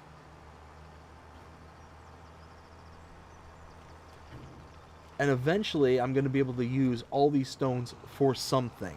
Whether a mod comes out that I'll be able to utilize it for or anything else, I mean, it's going to be worth hanging on to them. And you get to keep all those stones from the contracts. You get to keep all the stones from your fields. So it just makes sense to be able to, rock and roll to these. Rock and roll. Pun intended, I guess. All right, let's go ahead and go here. And I'll catch up with the chat and see what everyone's saying up until this point. There we go. All right. Let's see. Ken says, totally agree with Farmer Groot.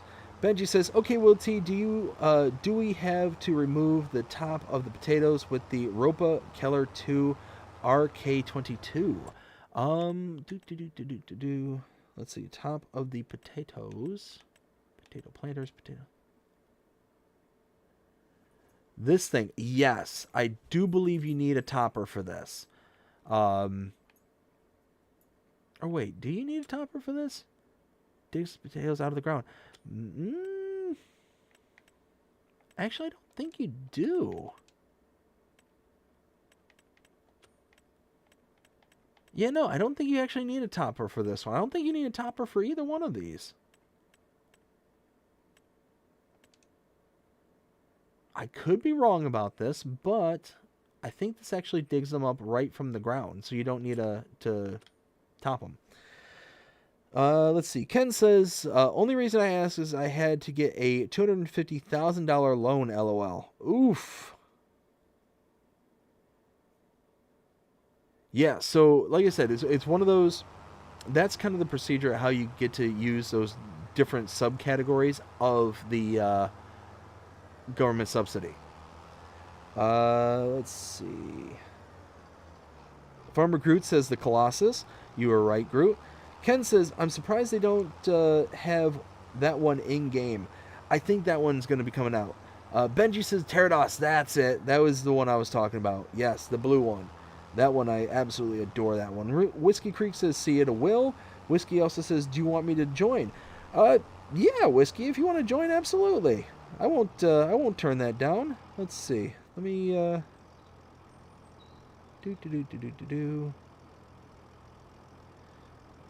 where? There we go. Oof. I apologize if that noise is coming through.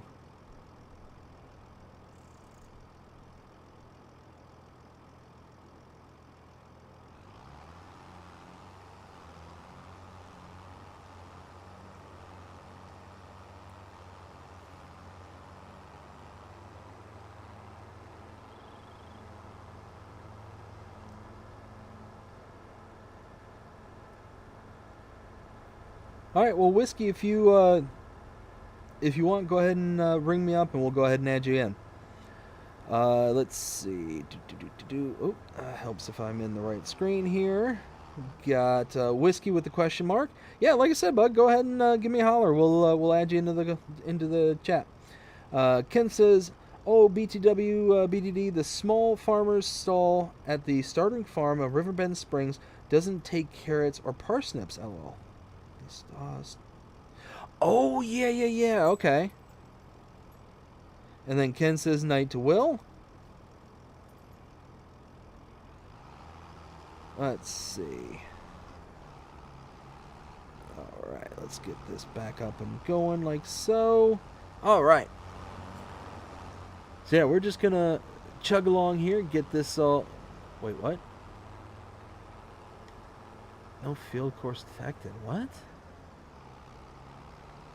Well, I don't want you to do it anymore. Stop driving me. What is going on? Why are you not allowing me to stop? Do you have to like deactivate it from in here?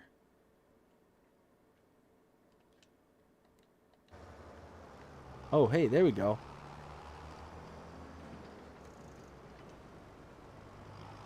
There we go. Oh. Think I heard a chime there. Hey. Hey, Luke, how's it going? Good, can you hear me? I sure can. Sweet. Oh, there we go. Gotta drop this down and turn it on. Oh, it was dropped down. Now I need to turn it on. How you doing tonight? Good, playing some Farm Sim 22. Oh, very nice. What map are you on? Oh, Elm Creek. Oh, very nice. It's one where my big farm is, so busy work on it. I own the whole map, so gotta need to work on it, you know. Oh, yeah. I mean, when we have these big farm builds and whatnot, it's really hard to step away from them because you put so much time, so much effort into getting it to where it's at that you really want to make sure that it succeeds. What happened there? Oh, that's where I left off in the... Oops. Oh, my goodness. So how was your Thanksgiving? It was good. We had my family, grandparents, and an aunt went to grandparents' place. It wasn't too big, but just the right amount of people, you know? Nice, Not too big, nice. not too small. Did you eat yourself silly like I did? Probably. Oh my goodness. I was saying earlier today, but we had turkey, we had ham, we had mashed potatoes and gravy, we had stuffing, we had The full 9 yards. oh yeah. Yeah, I mean unfortunately in our household we do not go easy when it comes to Thanksgiving. We go all out. Yeah. Now, unfortunately, we spend It's a like our small family. fortune on it, but especially in the modern times that we're in right now, we spend a small fortune. Hey, just a little. Uh, but what about you? What kind of dishes did you all have? Oh, let's see. We had turkey, ham, cranberries. Oh, let's see. Some of the other ones. Sweet potatoes. Yeah, all the good stuff.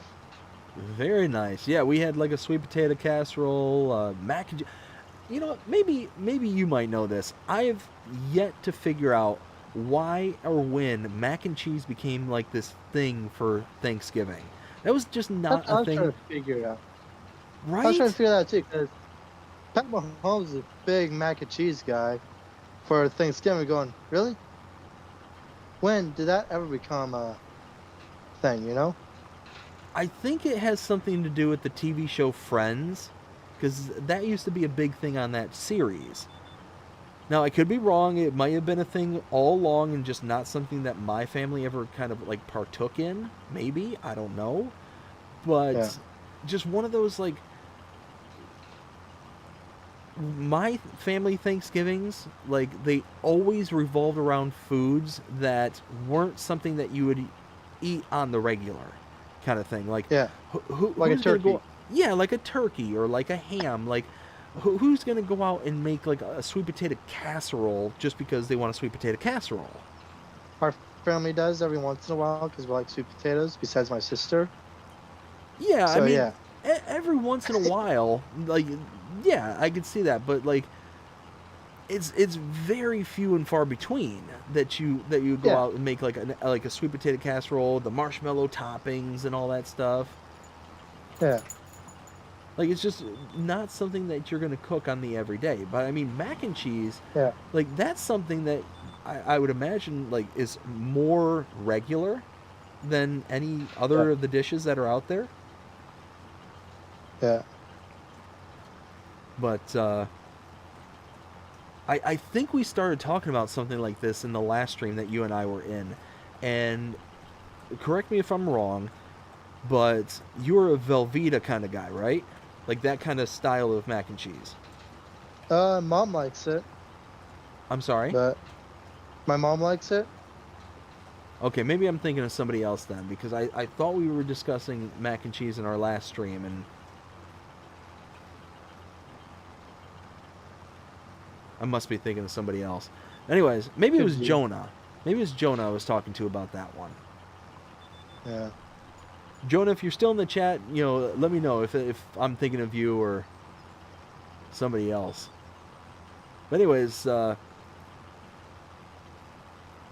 like I make a mean mac and cheese, and I found out that one of the things that they use in order to make American style cheese is something called sodium citrate. And it's a salt that's derived from citrus fruits. And if you want like the perfect velvety smooth nacho cheese, this is the stuff you need to get your hands on. Like making a cheese with a roux, like a flour base kind of thing, you never keep that nice smooth consistency. It always kind of gets thick in my Yeah. opinion. But if you want that like nice creamy velvety texture without the possibility of the cheese splitting, sodium citrate is the cheat code for that creamy smooth every single bite is like velvety smooth. Did not know that.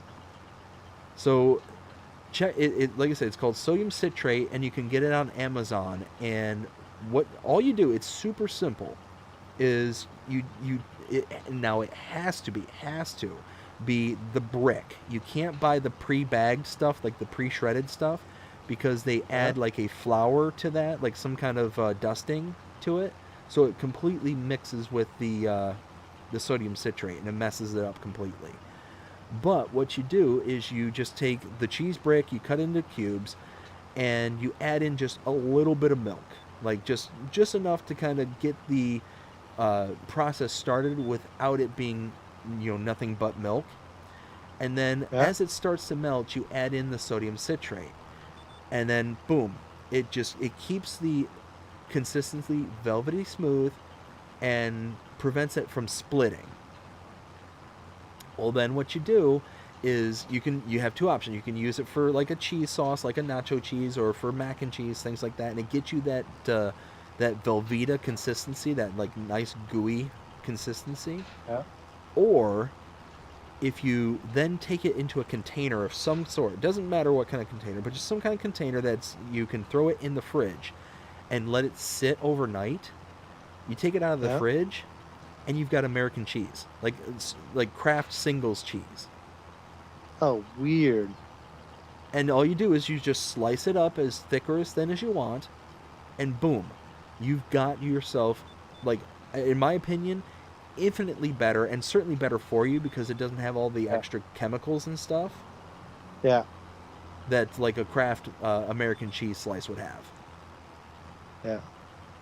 So I know this all of a sudden went from BDD Gaming to BDD Cooks, but New channel. I'll be honest with you. Oh, there goes a sign. I'll be honest with you. I've actually been kicking around the idea. Oh no, I ran out of contract to work on. Hey, let me go. But I've been kicking around the idea of making a BDD Cooks. Yeah. It's one of those. I love to cook. I absolutely love to cook and to experiment and try like new stuff in the kitchen. So it's one of those. I do, but my sister just don't let me. I'll kick her out of the kitchen and be like, you know what? It's my turn.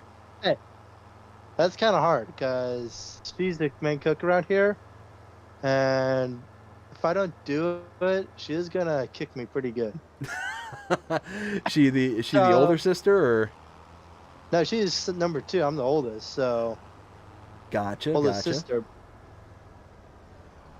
Not the oldest, the second oldest. So, it's her kitchen. So if she's cooking, just get out of there. Leave her alone. It's easier that way. It's easier for all of us. You know what? I've never grown up with. I don't have any siblings whatsoever. The only siblings I ever had are the ones I married into, and it's one of those. I always found it funny, like the family dynamics, how things kind of shake out. And now that I've got 2 little girls, it's so interesting to see how things are kind of shaping up right now. Them being so young and kind of almost like in that observation phase of seeing that family dynamic starting to develop. Yeah. Because like I said, I've never had to experience anything like that. I've never had to be able to understand what it's like to have a sibling and have that kind of dynamic play out. On. Well, not even like a rivalry as much as just like that kind of dynamic at play. Yeah. And I know that a lot of people will say, "Oh, well, you're an only child. That must mean that you're selfish and whatnot." I don't think so. I think I'm pretty giving. Not every stereotype is true. Yeah. Well, I'm the oldest of 8, so I have 7 others. Yeah. 8? Yeah. 8 of us. As in 1, 2, 3, 4, 5, 6, 7, 8? 8. Yep. Wow. Whew. That's a big family. I thought my wife's family was big. Well, how many is your wife? So my wife has basically two separate generations because she's got her older sister, who's how do I say this? Uh, so she has a real mother, real father, and has the older sister with them. Then she has like stepbrothers and stepsisters. Um, I think that's how it's actually laid out. But with her mother and another father, she's got two other brothers, two other siblings, a brother and a sister. And then with her dad's side, he got remarried, and they had a boy and a girl.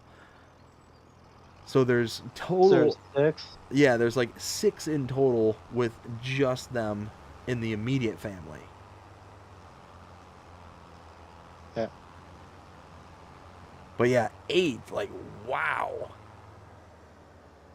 That's And no step. Yeah, that's no step siblings or anything. That's mom that's and all in dad the been married immediate. for. Yeah, Wow. the You mom know and what? dad just passed. Their 22nd anniversary was yesterday. Oh wow, congratulations. Yeah. Yep. That's awesome. I I'm mean, 21. okay. Yep. Yeah. So as soon as they got married, they had me pretty much.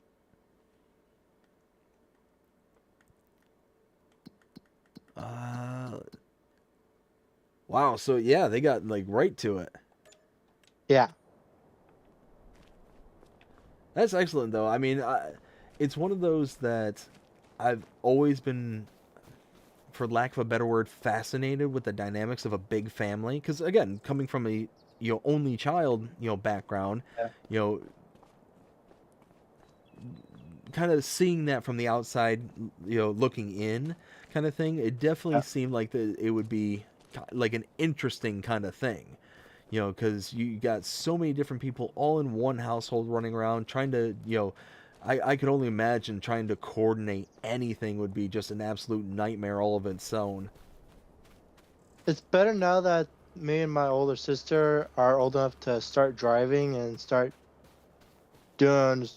working our own jobs kind of thing. So it's easier for mom that way.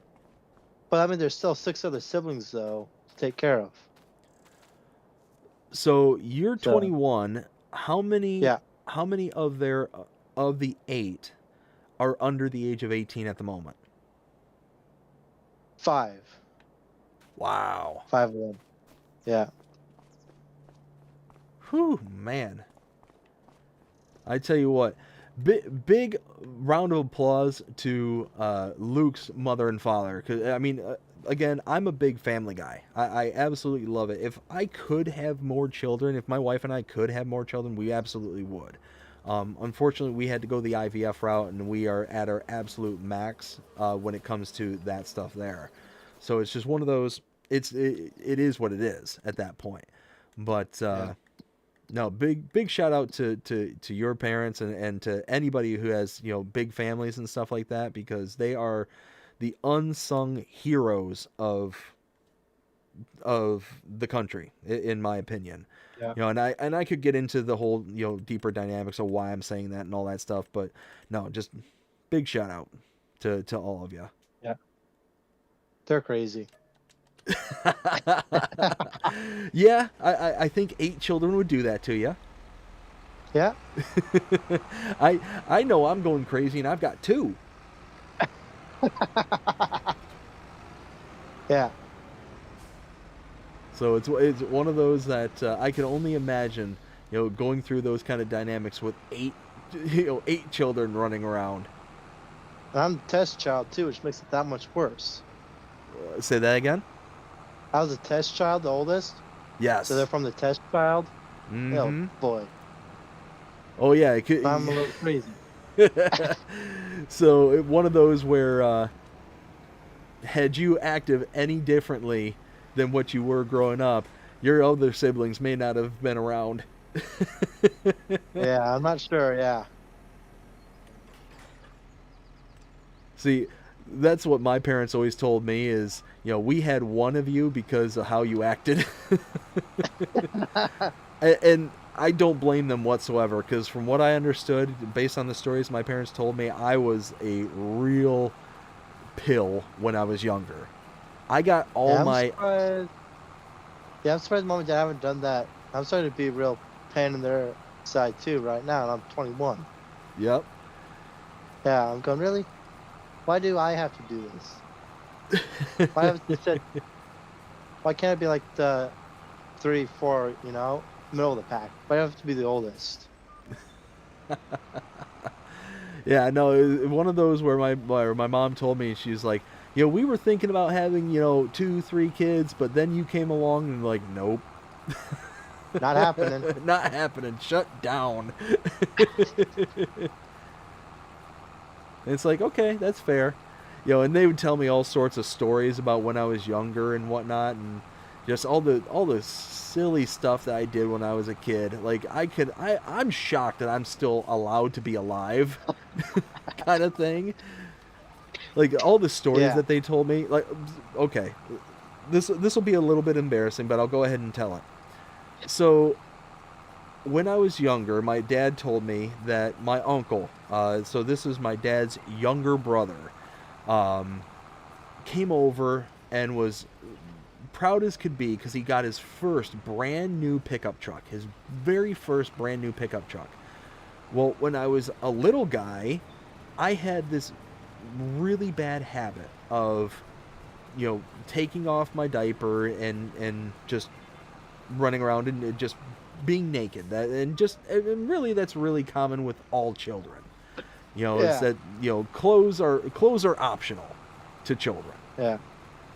Well, somehow, some way, my uncle had come over to show off the truck. Well, they had all gone inside.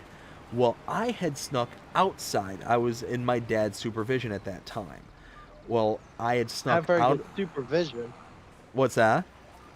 Not very good supervision, if you ask me. This is very true, but this was also the 80s when this happened. So it was one of those where it was kind of a different time. This is also when I grew up on a farm where there was hundreds of acres of corn in every single direction. So it wasn't like, there was going to be too much bad things that were going to happen other than me running away kind of thing. Well, so what ended up happening is after he ended up showing up to showing off the truck and all this stuff, I had snuck out of the house and decided, I want to see the pretty red truck. Well, I somehow gotten into the truck because somehow I was absolutely Houdini growing up. I could get into anywhere. I could get out of anything. Again, hence the reason why my parents only had one. And what ended up happening is I somehow got into my uncle's brand new truck and decided to take off my diaper and decided to urinate on the brand new dash of my uncle's brand new truck. Literally had probably less than 10 miles on the truck. Oh, man. Brand new truck soaked in. Oh, yeah. Urine. That's funny. Yep. All on the dash, all inside the dash. And yeah, needless to say, he was not happy with me. Again, I'm shocked that I was allowed to live. Yeah. By your uncle. Oh, by my uncle, by my parents, by everybody around me. Yeah. Like I said, I had a very, very bad, according to my parents, I had a very, very bad habit of running around and taking off my diaper and doing silly things like that. That was a very big habit of mine for some reason. Don't know why, just was. Weird. That's weird. I tell you what, that's children, man. That's children. I'm going through that right now with my oldest daughter. She'll sit there and want to take off her diaper and just go running around all over the place and do her thing. Well, now you know where she got it from, right? That's You know what's funny is my dad literally just said the exact phrase to me just yesterday. Oh, that's funny. It's like, gee, I wonder where she gets that from. So yeah. That's the one thing I think that every single grandparent looks forward to the most when becoming a grandparent is seeing all the What heartache. kind of stupid stuff are they gonna do? Well, not just what kind of stupid stuff, but looking back at all the heartache and headaches that their children caused them and being like, They I can ca- sit back and laugh at you. exactly. Like they see the cycle repeat itself, and then all of a sudden they're like, yes, I remember when I was in that position. That's one thing I'm gonna hate about being a parent and stuff. Once I get married and stuff, is going, really? I did what? Kind of thing. I tell you what, man, sit back and talk to your own parents about all the silly things that you did when you were a kid, and just so that way you can observe and appreciate it when your kids eventually do it. Yeah. Because it's almost like it's ingrained in like the DNA of those specific kind of things like happening. Because like I said, Yeah. my dad, he used that same exact phrase just the other day. It's like, gee, I wonder where she gets that from. And it's like, yeah, I know exactly where she gets that from her daddy. You're looking at him right now. Exactly. So it's funny. It's absolutely funny. And there are times it's like, oh man, how are we ever gonna make it through this kind of stuff? But then there's Yeah. those times get so outshadowed by all the good times that you get to Yeah. experience with them. Yeah. Oh my goodness. Let me catch up with the chat here real quick. Let's see. Where was I? Okay, here we go. Ken says sweet potatoes are called Kumara here in New Zealand. LOL. I had no idea about that. Did not know that. Let's see. Here's how to say it. Kumara. Okay. I want to look into that. I wonder why, because I've never heard of that being somebody from the States. That's not something I've ever heard of before. Yeah. Let's see. Hot night. How's it going? Hope you're having a fantastic night. Saying sheep poof. Good morning, Mega. Good morning, Mega farters. Hot night. I love it. Love it, bud. Let's see. Ken says, hey, Hot Night. Hot Night says, Middleburg map on FS really beat the FS25 map by a mile. I'm back to FS22. Really? That good, huh? So good that you are going retro for...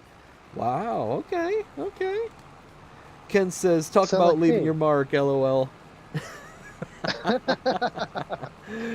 100%. Like I said, that was a very common occurrence in my household from what I understand. And thankfully, things back in the 80s were built so much better than things built now. Yeah. Because, again, for some reason, I had the affinity to run around with no diaper and going in places that I was not intended to go. Like the VCR. What? Yeah. Again, Story time is What was it? BDD here.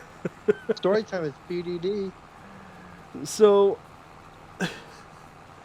like I had mentioned before, I was Houdini when it came to being able to get out of things and getting into things. It was so bad that my parents would actually put locks, like those hook latch locks, on certain doors throughout the house. And at that time, we were living in a farmhouse with hundreds of acres of land all around us, kind of thing. Well, one room in particular in the old farmhouse was the room that was under construction. It was under construction for the longest time. It was a living room. It was basically a second living room. And my parents had no need to fix it or renovate it because there was no need for it. It was a house that was way bigger than what we actually needed, kind of thing. So in that room, for the longest time, it was just empty. It was just maybe some like storage supplies and like to eventually renovate the house. So like paint and just stuff like that, carpeting, because it was always their idea to renovate it. It just never got around to it. In the early days, having a small child will do that. You have plans, and all of a sudden they kind of get derailed because of children. Well, eventually they renovated it and made it into the main living room kind of thing. Well, they put in like the entertainment center, the television, and all that stuff. And then back in those days, being almost double your age, don't know if you'd be familiar with the older style television sets that were back in those days. But the big, one that, thick ones? well, not just the big thick ones, but the big thick ornate ones, where the one that we had, it was actually encased in wood, the television itself. So it had like really gorgeous woodworking all throughout the television itself. And on top of that was this little cabinet, and it held the VCR.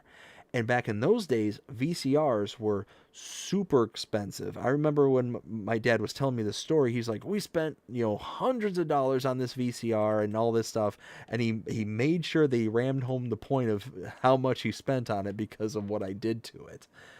And so he was sitting there, I would break into this room because they left the door on it because now that it's all brand new carpeting, new paint, new this, new that, they didn't want me to go in there and destroy it. So they left the door that would, leave the room divided, instead of taking it off the wall and leaving a pass through kind of thing like it was intended to be. Yeah. So I would break into it when what I would do is there was a door that was in the bathroom, and I would be able to climb up on top of the sink.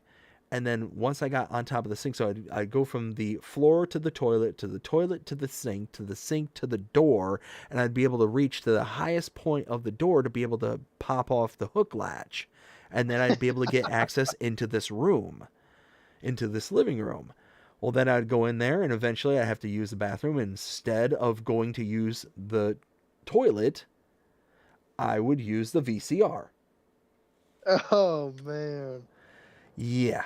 So, needless to say, I was the reason that my parents didn't have more than one child. And I don't blame them.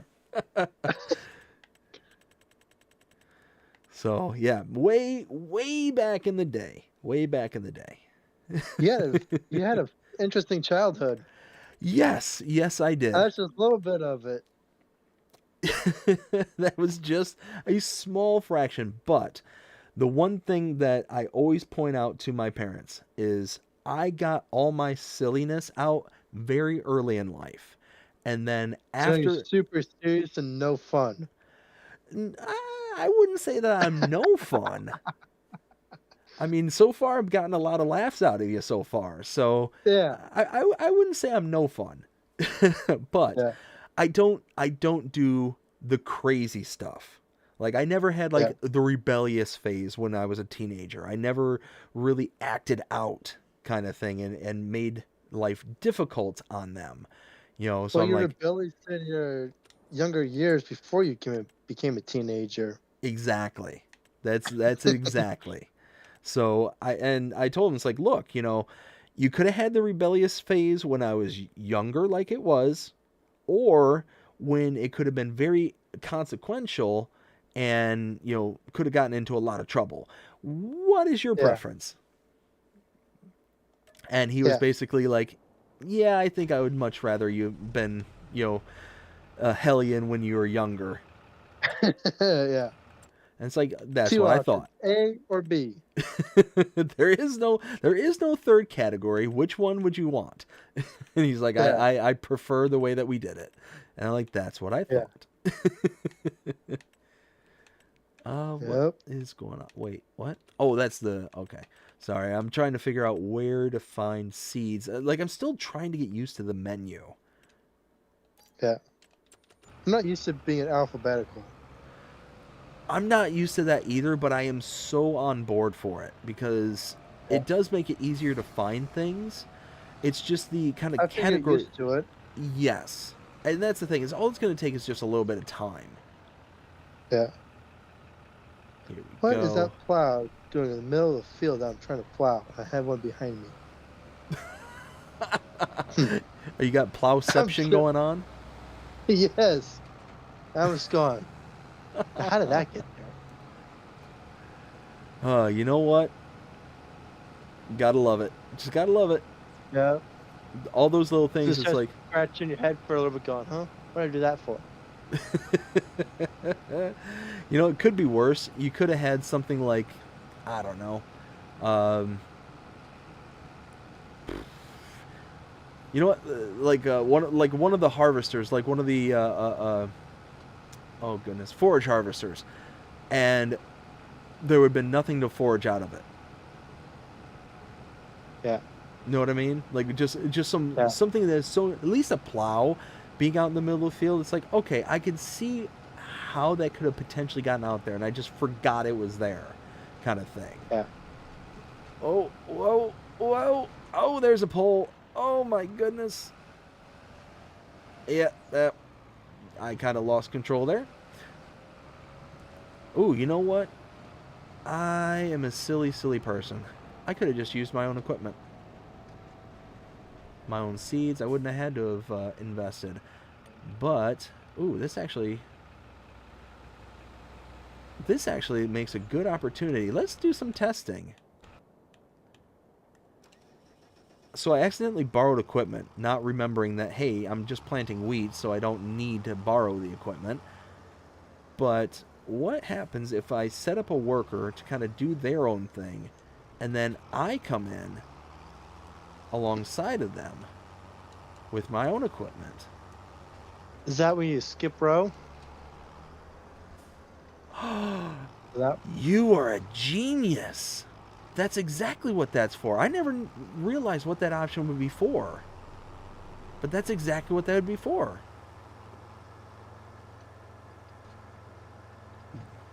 Oh, Luke, you just did a game changer. Now my question is, would Will think of that? Would Will think of that? Quite likely. But Will isn't here, so he didn't think of that.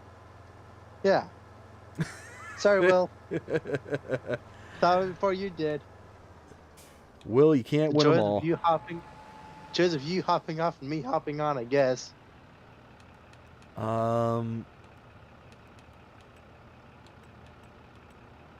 Wait, what?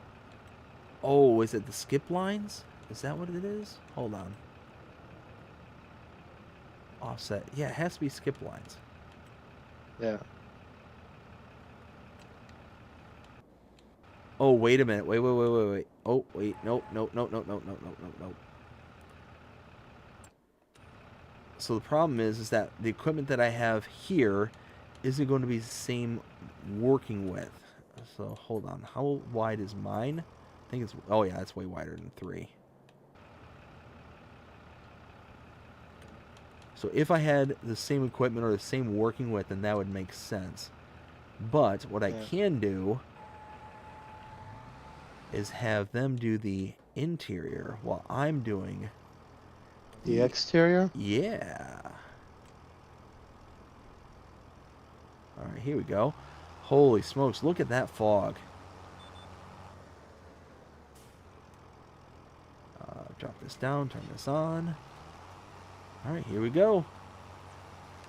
Oh my goodness, I can't see. It's like that movie, The Mist.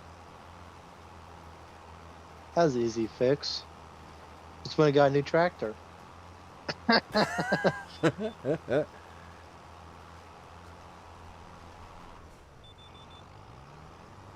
Oh my goodness. I got another tractor to park on my massive farm. That's lovely. Hey, you know what? It's one of those that you obviously needed it for something. So, Yeah, I allocated that tractor to something else. I can't remember what I did with it. So, wait, whatever. I'll still get a new tractor. wait. So what you're telling me right here, right now is your farm is so large that you misplaced a tractor, Yes. and because you misplaced a tractor, you decided the best course of action was not to find said tractor, but rather just to go out and spend the hundreds of thousands of dollars to buy a new one? Correct. I love it. Because that just tells you how big this place is. I got like 3 mother bins, Wow. 3 grain trailers. The thing's absolute massive. That's incredible. Like, I mean, just the 3 mother bins by itself, those things are absolutely massive. So yeah, you're And doing those are the some. big mother bins.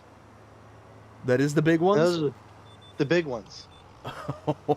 Wow.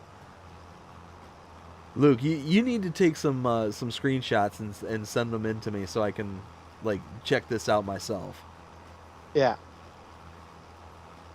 Yeah, if you wouldn't mind, do that for the next stream because that'd be intense to see. Okay. I'll see what I can do. Beauty. I'm waiting That's- for, and I'm, oh, what's the settings I have it on? I'm trying to remember. I have it on real time for a time scale, and seasonal growth, days per month is 1 day so far. Snow's on. Turn crop destruction on. Yeah. Automatic start is off.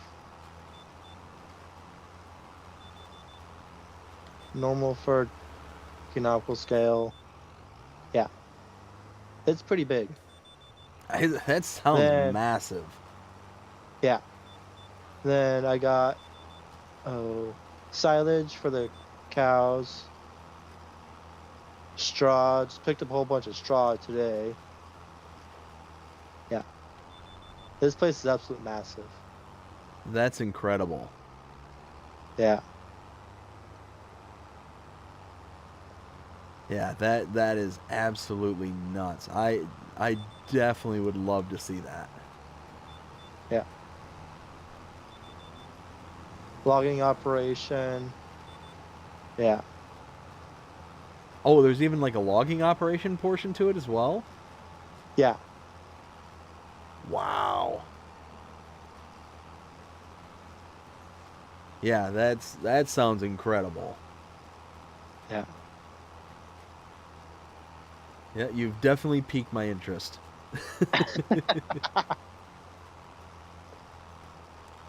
Let's see. Let's go ahead and catch up with the chat here. So we've got Hot Knight says, well, it is a role-play map and very fun with few friends. Ooh, okay. Yeah, I mean, ever since FS25 came out, I have basically went completely hands-off on FS22. I don't have the time to bounce back and forth between the multiple games and stuff. You know, it's one of those that I was thinking really long and hard about, man, should I keep up with 22 after 25 comes out? Yeah, it's just, I just don't have the time to be able to dedicate to it. And I wish I did. I wish I had far more time to be able, oh, there's a tractor coming in my way. And you know what? Fine. You are to blame for this. Said you're smart. I mean, the AI worker just ended up just trying to cut me off, and I'm more than like halfway in front of him. I'm like, no, you know what? I'm not stopping. You need to be smarter, AI. She said you're smart. You know, I keep on saying that I want to defend them, but so far in this live stream alone, they have done so much for me not to be able to defend them from. Yeah. And what the AI actually stands for? Actual idiots. Yep. Oh man, I was really hoping that they'd be able to shake that kind of title from this. And there's times where I'm like, yeah, the AI is so much better in this game, but there's now other times where I'm like, yeah, they're still kind of silly. Idiots. Yeah. Let's see. Ken says, I have 5 sisters, 12 nieces and nephews, plus 34 great nieces and nephews, not including my kids. I am a grandfather of 7. Wow. Whoo, boy. Sorry, but my grandmother's got you beat. She's a grandmother of, let's see, 9 of us. I have 5 cousins, but they're all, the oldest is about 12 probably. So they're not, yeah, let's just say they got started late. I mean, but in all fairness, when we're comparing like Ken as a grandfather status to your grandmother, it's one of those that your side of the family already accounts for 8 of those. Yeah. So that's kind of an unfair advantage. Hey, he's already grandfather, so. Yes, this is true. This is very true. It's actually wild because I got to thinking about it the other day and realizing that had things kind of gone the correct quote unquote the correct path, if I would have had children younger and all that stuff, I could theoretically be a grandfather by now. And it's just one of those where it's wild where the time went. Yeah. But here I am, I'm, 41 years old, and I'm just starting to have children, which, I mean, it's one of those where I'm playing the cards that I was dealt kind of thing. Yeah. And it's one of those, I'm just thankful to be able to be in the position of being able to have children.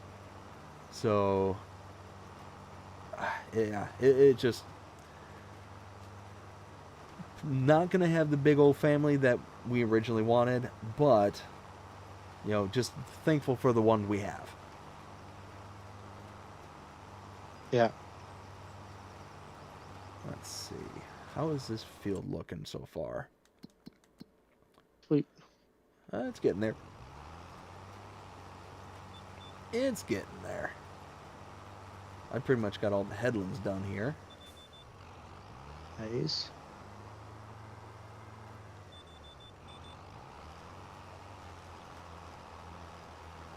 It's actually working out rather nicely because I'm sitting here and basically doubling up on this field to where I've got the worker kind of doing their thing. I've got my seeder and stuff doing its thing. What's nice is I'm going to take the seeds out of that particular tractor when it comes time. Yeah. And be able to utilize that for my own purposes. Nice. Let's see. How is this looking so far? Really? Got 3 bales left and I'm full. Oh no. I hate when I'm doing like baling contracts or whatever and I'm expected to transport them to like X location and I get all the bales picked up except for one. And you're full. And you're full. You can't add another one or anything like that, so you've got to come back for it. There is no way around it. And it always seems like that's the way it works out. Is you just have that one bale left over, and it's sitting there every and time, taunting you. Every single time. I swear, I'm driving away, and I'm just hearing, like, incessant laughing. Yeah. It's like, oh, yeah, exactly. You forgot me. Exactly, in the and exact. I was going, you're full. You gotta come back and get me. In the voice of Nelson from The Simpsons. Yeah. Oh my goodness. Oh man, oh man, oh man. There we go. We are just about done with all the headlands here. How's the rest of this looking? Yeah, I could probably start going back and forth on this edge.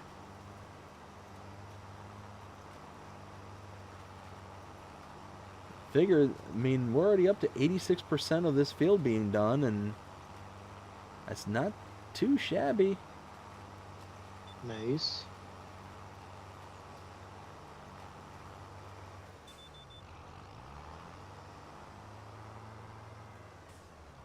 So, Luke, what are some of your, what is your favorite FS25 map? Oh, probably Riverbend. Riverbend? Nice, nice. Yeah.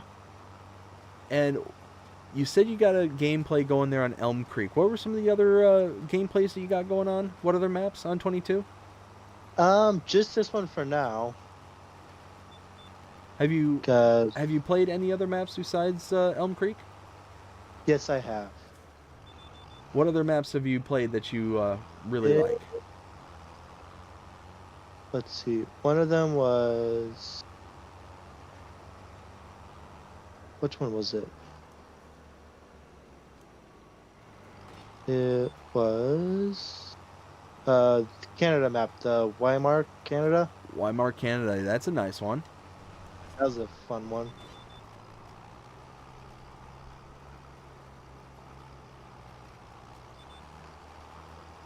There you go. Did I skip over that? I think I did. I did. I skipped a row. Oops. Oops. Yeah, one of those that I was trying to see if the AI worker could compensate. Yeah. Guess how smart you really are now. I did this on purpose. It wasn't a mistake. I didn't accidentally just skip over an entire row. Don't worry, I did it on purpose. That's it. That's it exactly. I'm not a complete dunce or anything like that. I might look stupid, but I'm not. Stupid is as stupid does. Oh man, I haven't seen that movie in forever. I gotta watch it.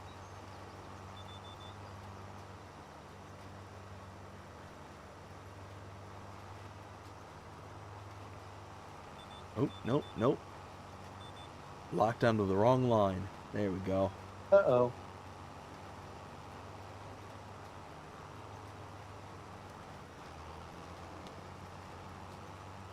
So on your map there on Elm Creek, what do you have going on at the moment? I'm moving the last 3 bales to sell. Then for silage, I got the bunkers. The silage bunkers. Okay. And then I take those, some of the silage bales I made, so I can sell these here. Sell this shed I have them in. Sell this setup and trailers. Bale wrapper. Just gonna focus on making grass bales, I think.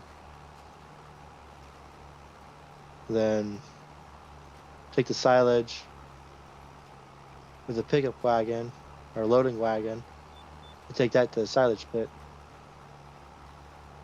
Nice. Very nice. Yeah.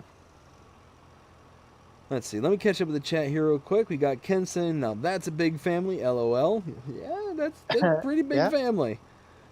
See, Hot Knight says, funny because I have 5 brothers, Ken. Whew. Y'all with your big families. Holy smokes. That's awesome, though. Benji says, seeds are in the seeder/planter section. Yes, they are. Ken says, blooper time, LOL. You know it. You know it. Taco says, I'm calling it for tonight. Have a good night, everyone. Taco, it was great seeing you here. Hope you have yourself a fantastic night, and you take care. We'll see you again next time.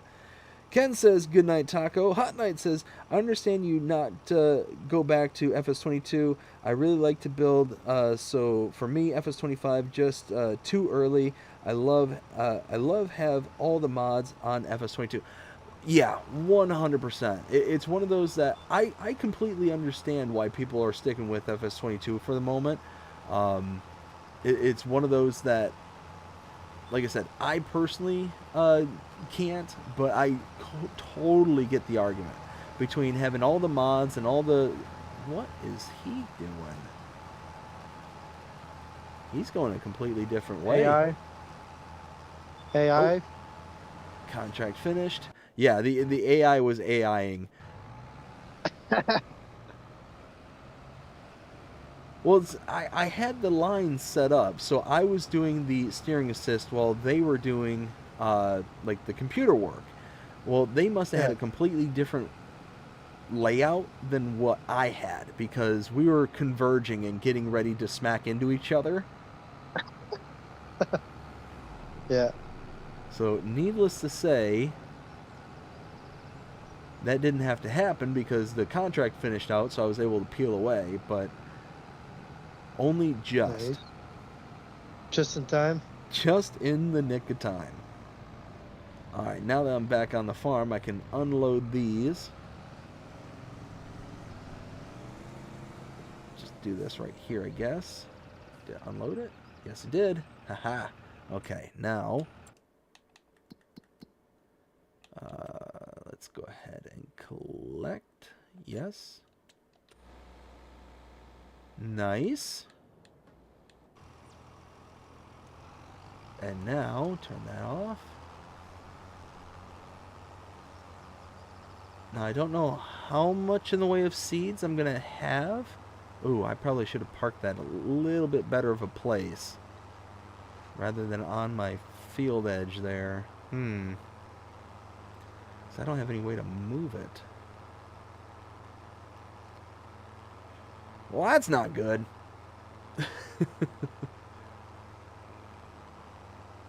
Let's see. Let's go ahead. Oh, come on.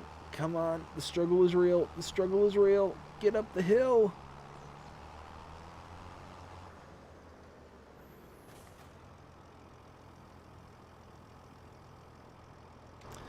Well, that's full, but 217 liters of seeds. Well, I guess we're going to leave that there for now because I have no way to pick it up. Oh my goodness. Let's see, but it is 1:30 in the morning, and I think at this point I'm going to start wrapping up this stream because I have to be up for work in the morning. What? It's only like 10:30 here. I know, you live in the past. Yeah, I know. It's kind of nice sometimes. Let's see, let's park that right there, because reasons. There we go. Yeah, we got quite a bit done today. We got the 2 fields planted and rolled. We've got a whole bunch of contracts under our belt, and up to $130,000, so not too shabby. Not going to complain about that. Let's finish off the chat here. We got, let's see. Farmer Groot says, I'm excited for Calmsden to come out in December. I'm stoked about Calmsden Farm. Cannot wait. That might be one that we go to next. Really looking forward to that. Ken says, BDD is green, not cabbage looking. Is green not cabbage looking? LOL. I'm sorry, Ken. I don't know what you're saying there, bud. If you could elaborate, I'd appreciate it. Hot Knight says, always a pleasure to watch. I appreciate it, Hot Knight, you coming out tonight. Have a good evening, both of you. I, again, appreciate it. Luke, I never give you an opportunity to give yourself a shout-out. Do you want to give yourself a shout-out before we start wrapping things out? Yeah. Starting videos here at some point once I get internet, or sometime, hopefully, once I get my own place. Then I was going to join my Discord. Happy to join it. Whiskey Creek Farms. and yeah, and also for giants, and making a mod here too at some point. So Can you be on the elaborate as to lookout for which that. mod that you're looking for, or that you're looking to make? I'm it's one that my grandpa has. That's a trailer they use for hauling hay up to Canada. It's a step deck trailer where it steps down. Two extra. It's like another bale lower, I think. Okay. Yeah, it's gonna be pretty awesome. I haven't seen anything like it, so on the mod hub, so I'm pretty excited. That's awesome. Yeah, I look forward to seeing it. Yeah, Yeah, because you were saying earlier in the stream that you ended up getting the Giants Editor 10, and that yeah, you're starting to work on that. So that's awesome. Yeah, I look forward to seeing that. And when you get it all like up and running and get it out there, let me know, because I would love to be able to kind of look it over and see it. Make sure that I yeah. don't just kind of I'll let let you it. test it. What's that? They'll let you. You want to test it too when I get it? Well, Let you test it too. if I have a PC by then, absolutely, I'd love to do that. Um, Okay. but if not, then yeah, I'd just love to be able to see some screenshots or anything like that to be able to Yeah, kind of check it out, because it sounds interesting. yeah, yeah. It's definitely gonna be unique. I'm thinking of who I want to be able to test it. So yeah, Yeah, absolutely. Like I said, like I if said, it's one of one. So yeah, might have auto load or not. Not quite sure yet. oh, that'd be Need to awesome. see what Yeah, people want. Yeah, yeah. Me personally, I love auto load trailers. It just makes it so yeah, convenient, and one of those that if it's like selectable. Like, you know what I mean? yeah. Like, if you can select it to be on or select it to be off, that's like That's the best. what my plan is. That's what my plan is. Nice. No, it sounds awesome, man. I'm looking forward to seeing it. Yeah. Let's see. So Benji says it's called East Coast meets West Coast time. Yeah, isn't that the truth? And then Benji says, "Take care, everyone." Yeah, like I said, I had an absolute blast here tonight. Want to give a big shout out to Will T Gaming, not only for coming on the stream tonight, but also having me on his channel earlier. If you haven't yet, go check out his channel over at Will T Gaming on YouTube, also known as the FS Encyclopedia. That's in brackets. He also posted it earlier in the chat. Um, Again, big thank you for Luke coming out here at the last second and hanging out with us for a little bit. Luke, thank you so much. I greatly appreciate it. Anytime. I'm here, and if you ever need anything, or if you need somebody to hop on, what is happening right now? There we go. I There's greatly appreciate it. And then Ken says it's a Kiwi saying BDD green, but not cabbage look. Oh, I gotcha. Okay, okay. I was about to say, it's like, I don't know what these words mean, and I know it's English. So what am I missing? Oh my goodness! But let's see. Let's go ahead and go to oh, this. Oh, what'd you do? just clipped a building. Nothing too major. Oh, just click the buildings. No big deal. It's still good. It's still No, good. It's yeah, like it's like Homer Simpson with the flying pig. It's just a little airborne. It's still good. It's still good. It's gone, Homer. I know. so sad.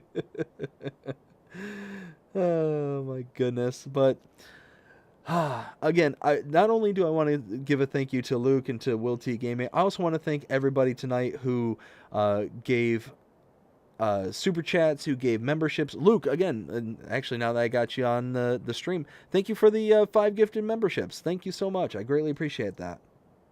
No problem. And Jonah, thank you for the super chats and for the gifted membership. Ken and Pippa, thank you for your super chats. Again, greatly appreciate that so much. And yeah, I had an absolute blast here tonight hanging out with everybody. I hope that you all enjoyed it too. If you did, please show me by liking, sharing, subscribing, following, commenting, doing all the things. The algorithms enjoy you doing the shows you're engaged with this channel and enjoying the content. And that being said, Oh, I hope you have a fantastic day. And we'll go ahead and get going before Luke before Luke breaks anything else. Y'all take care. Have a good night. Bye.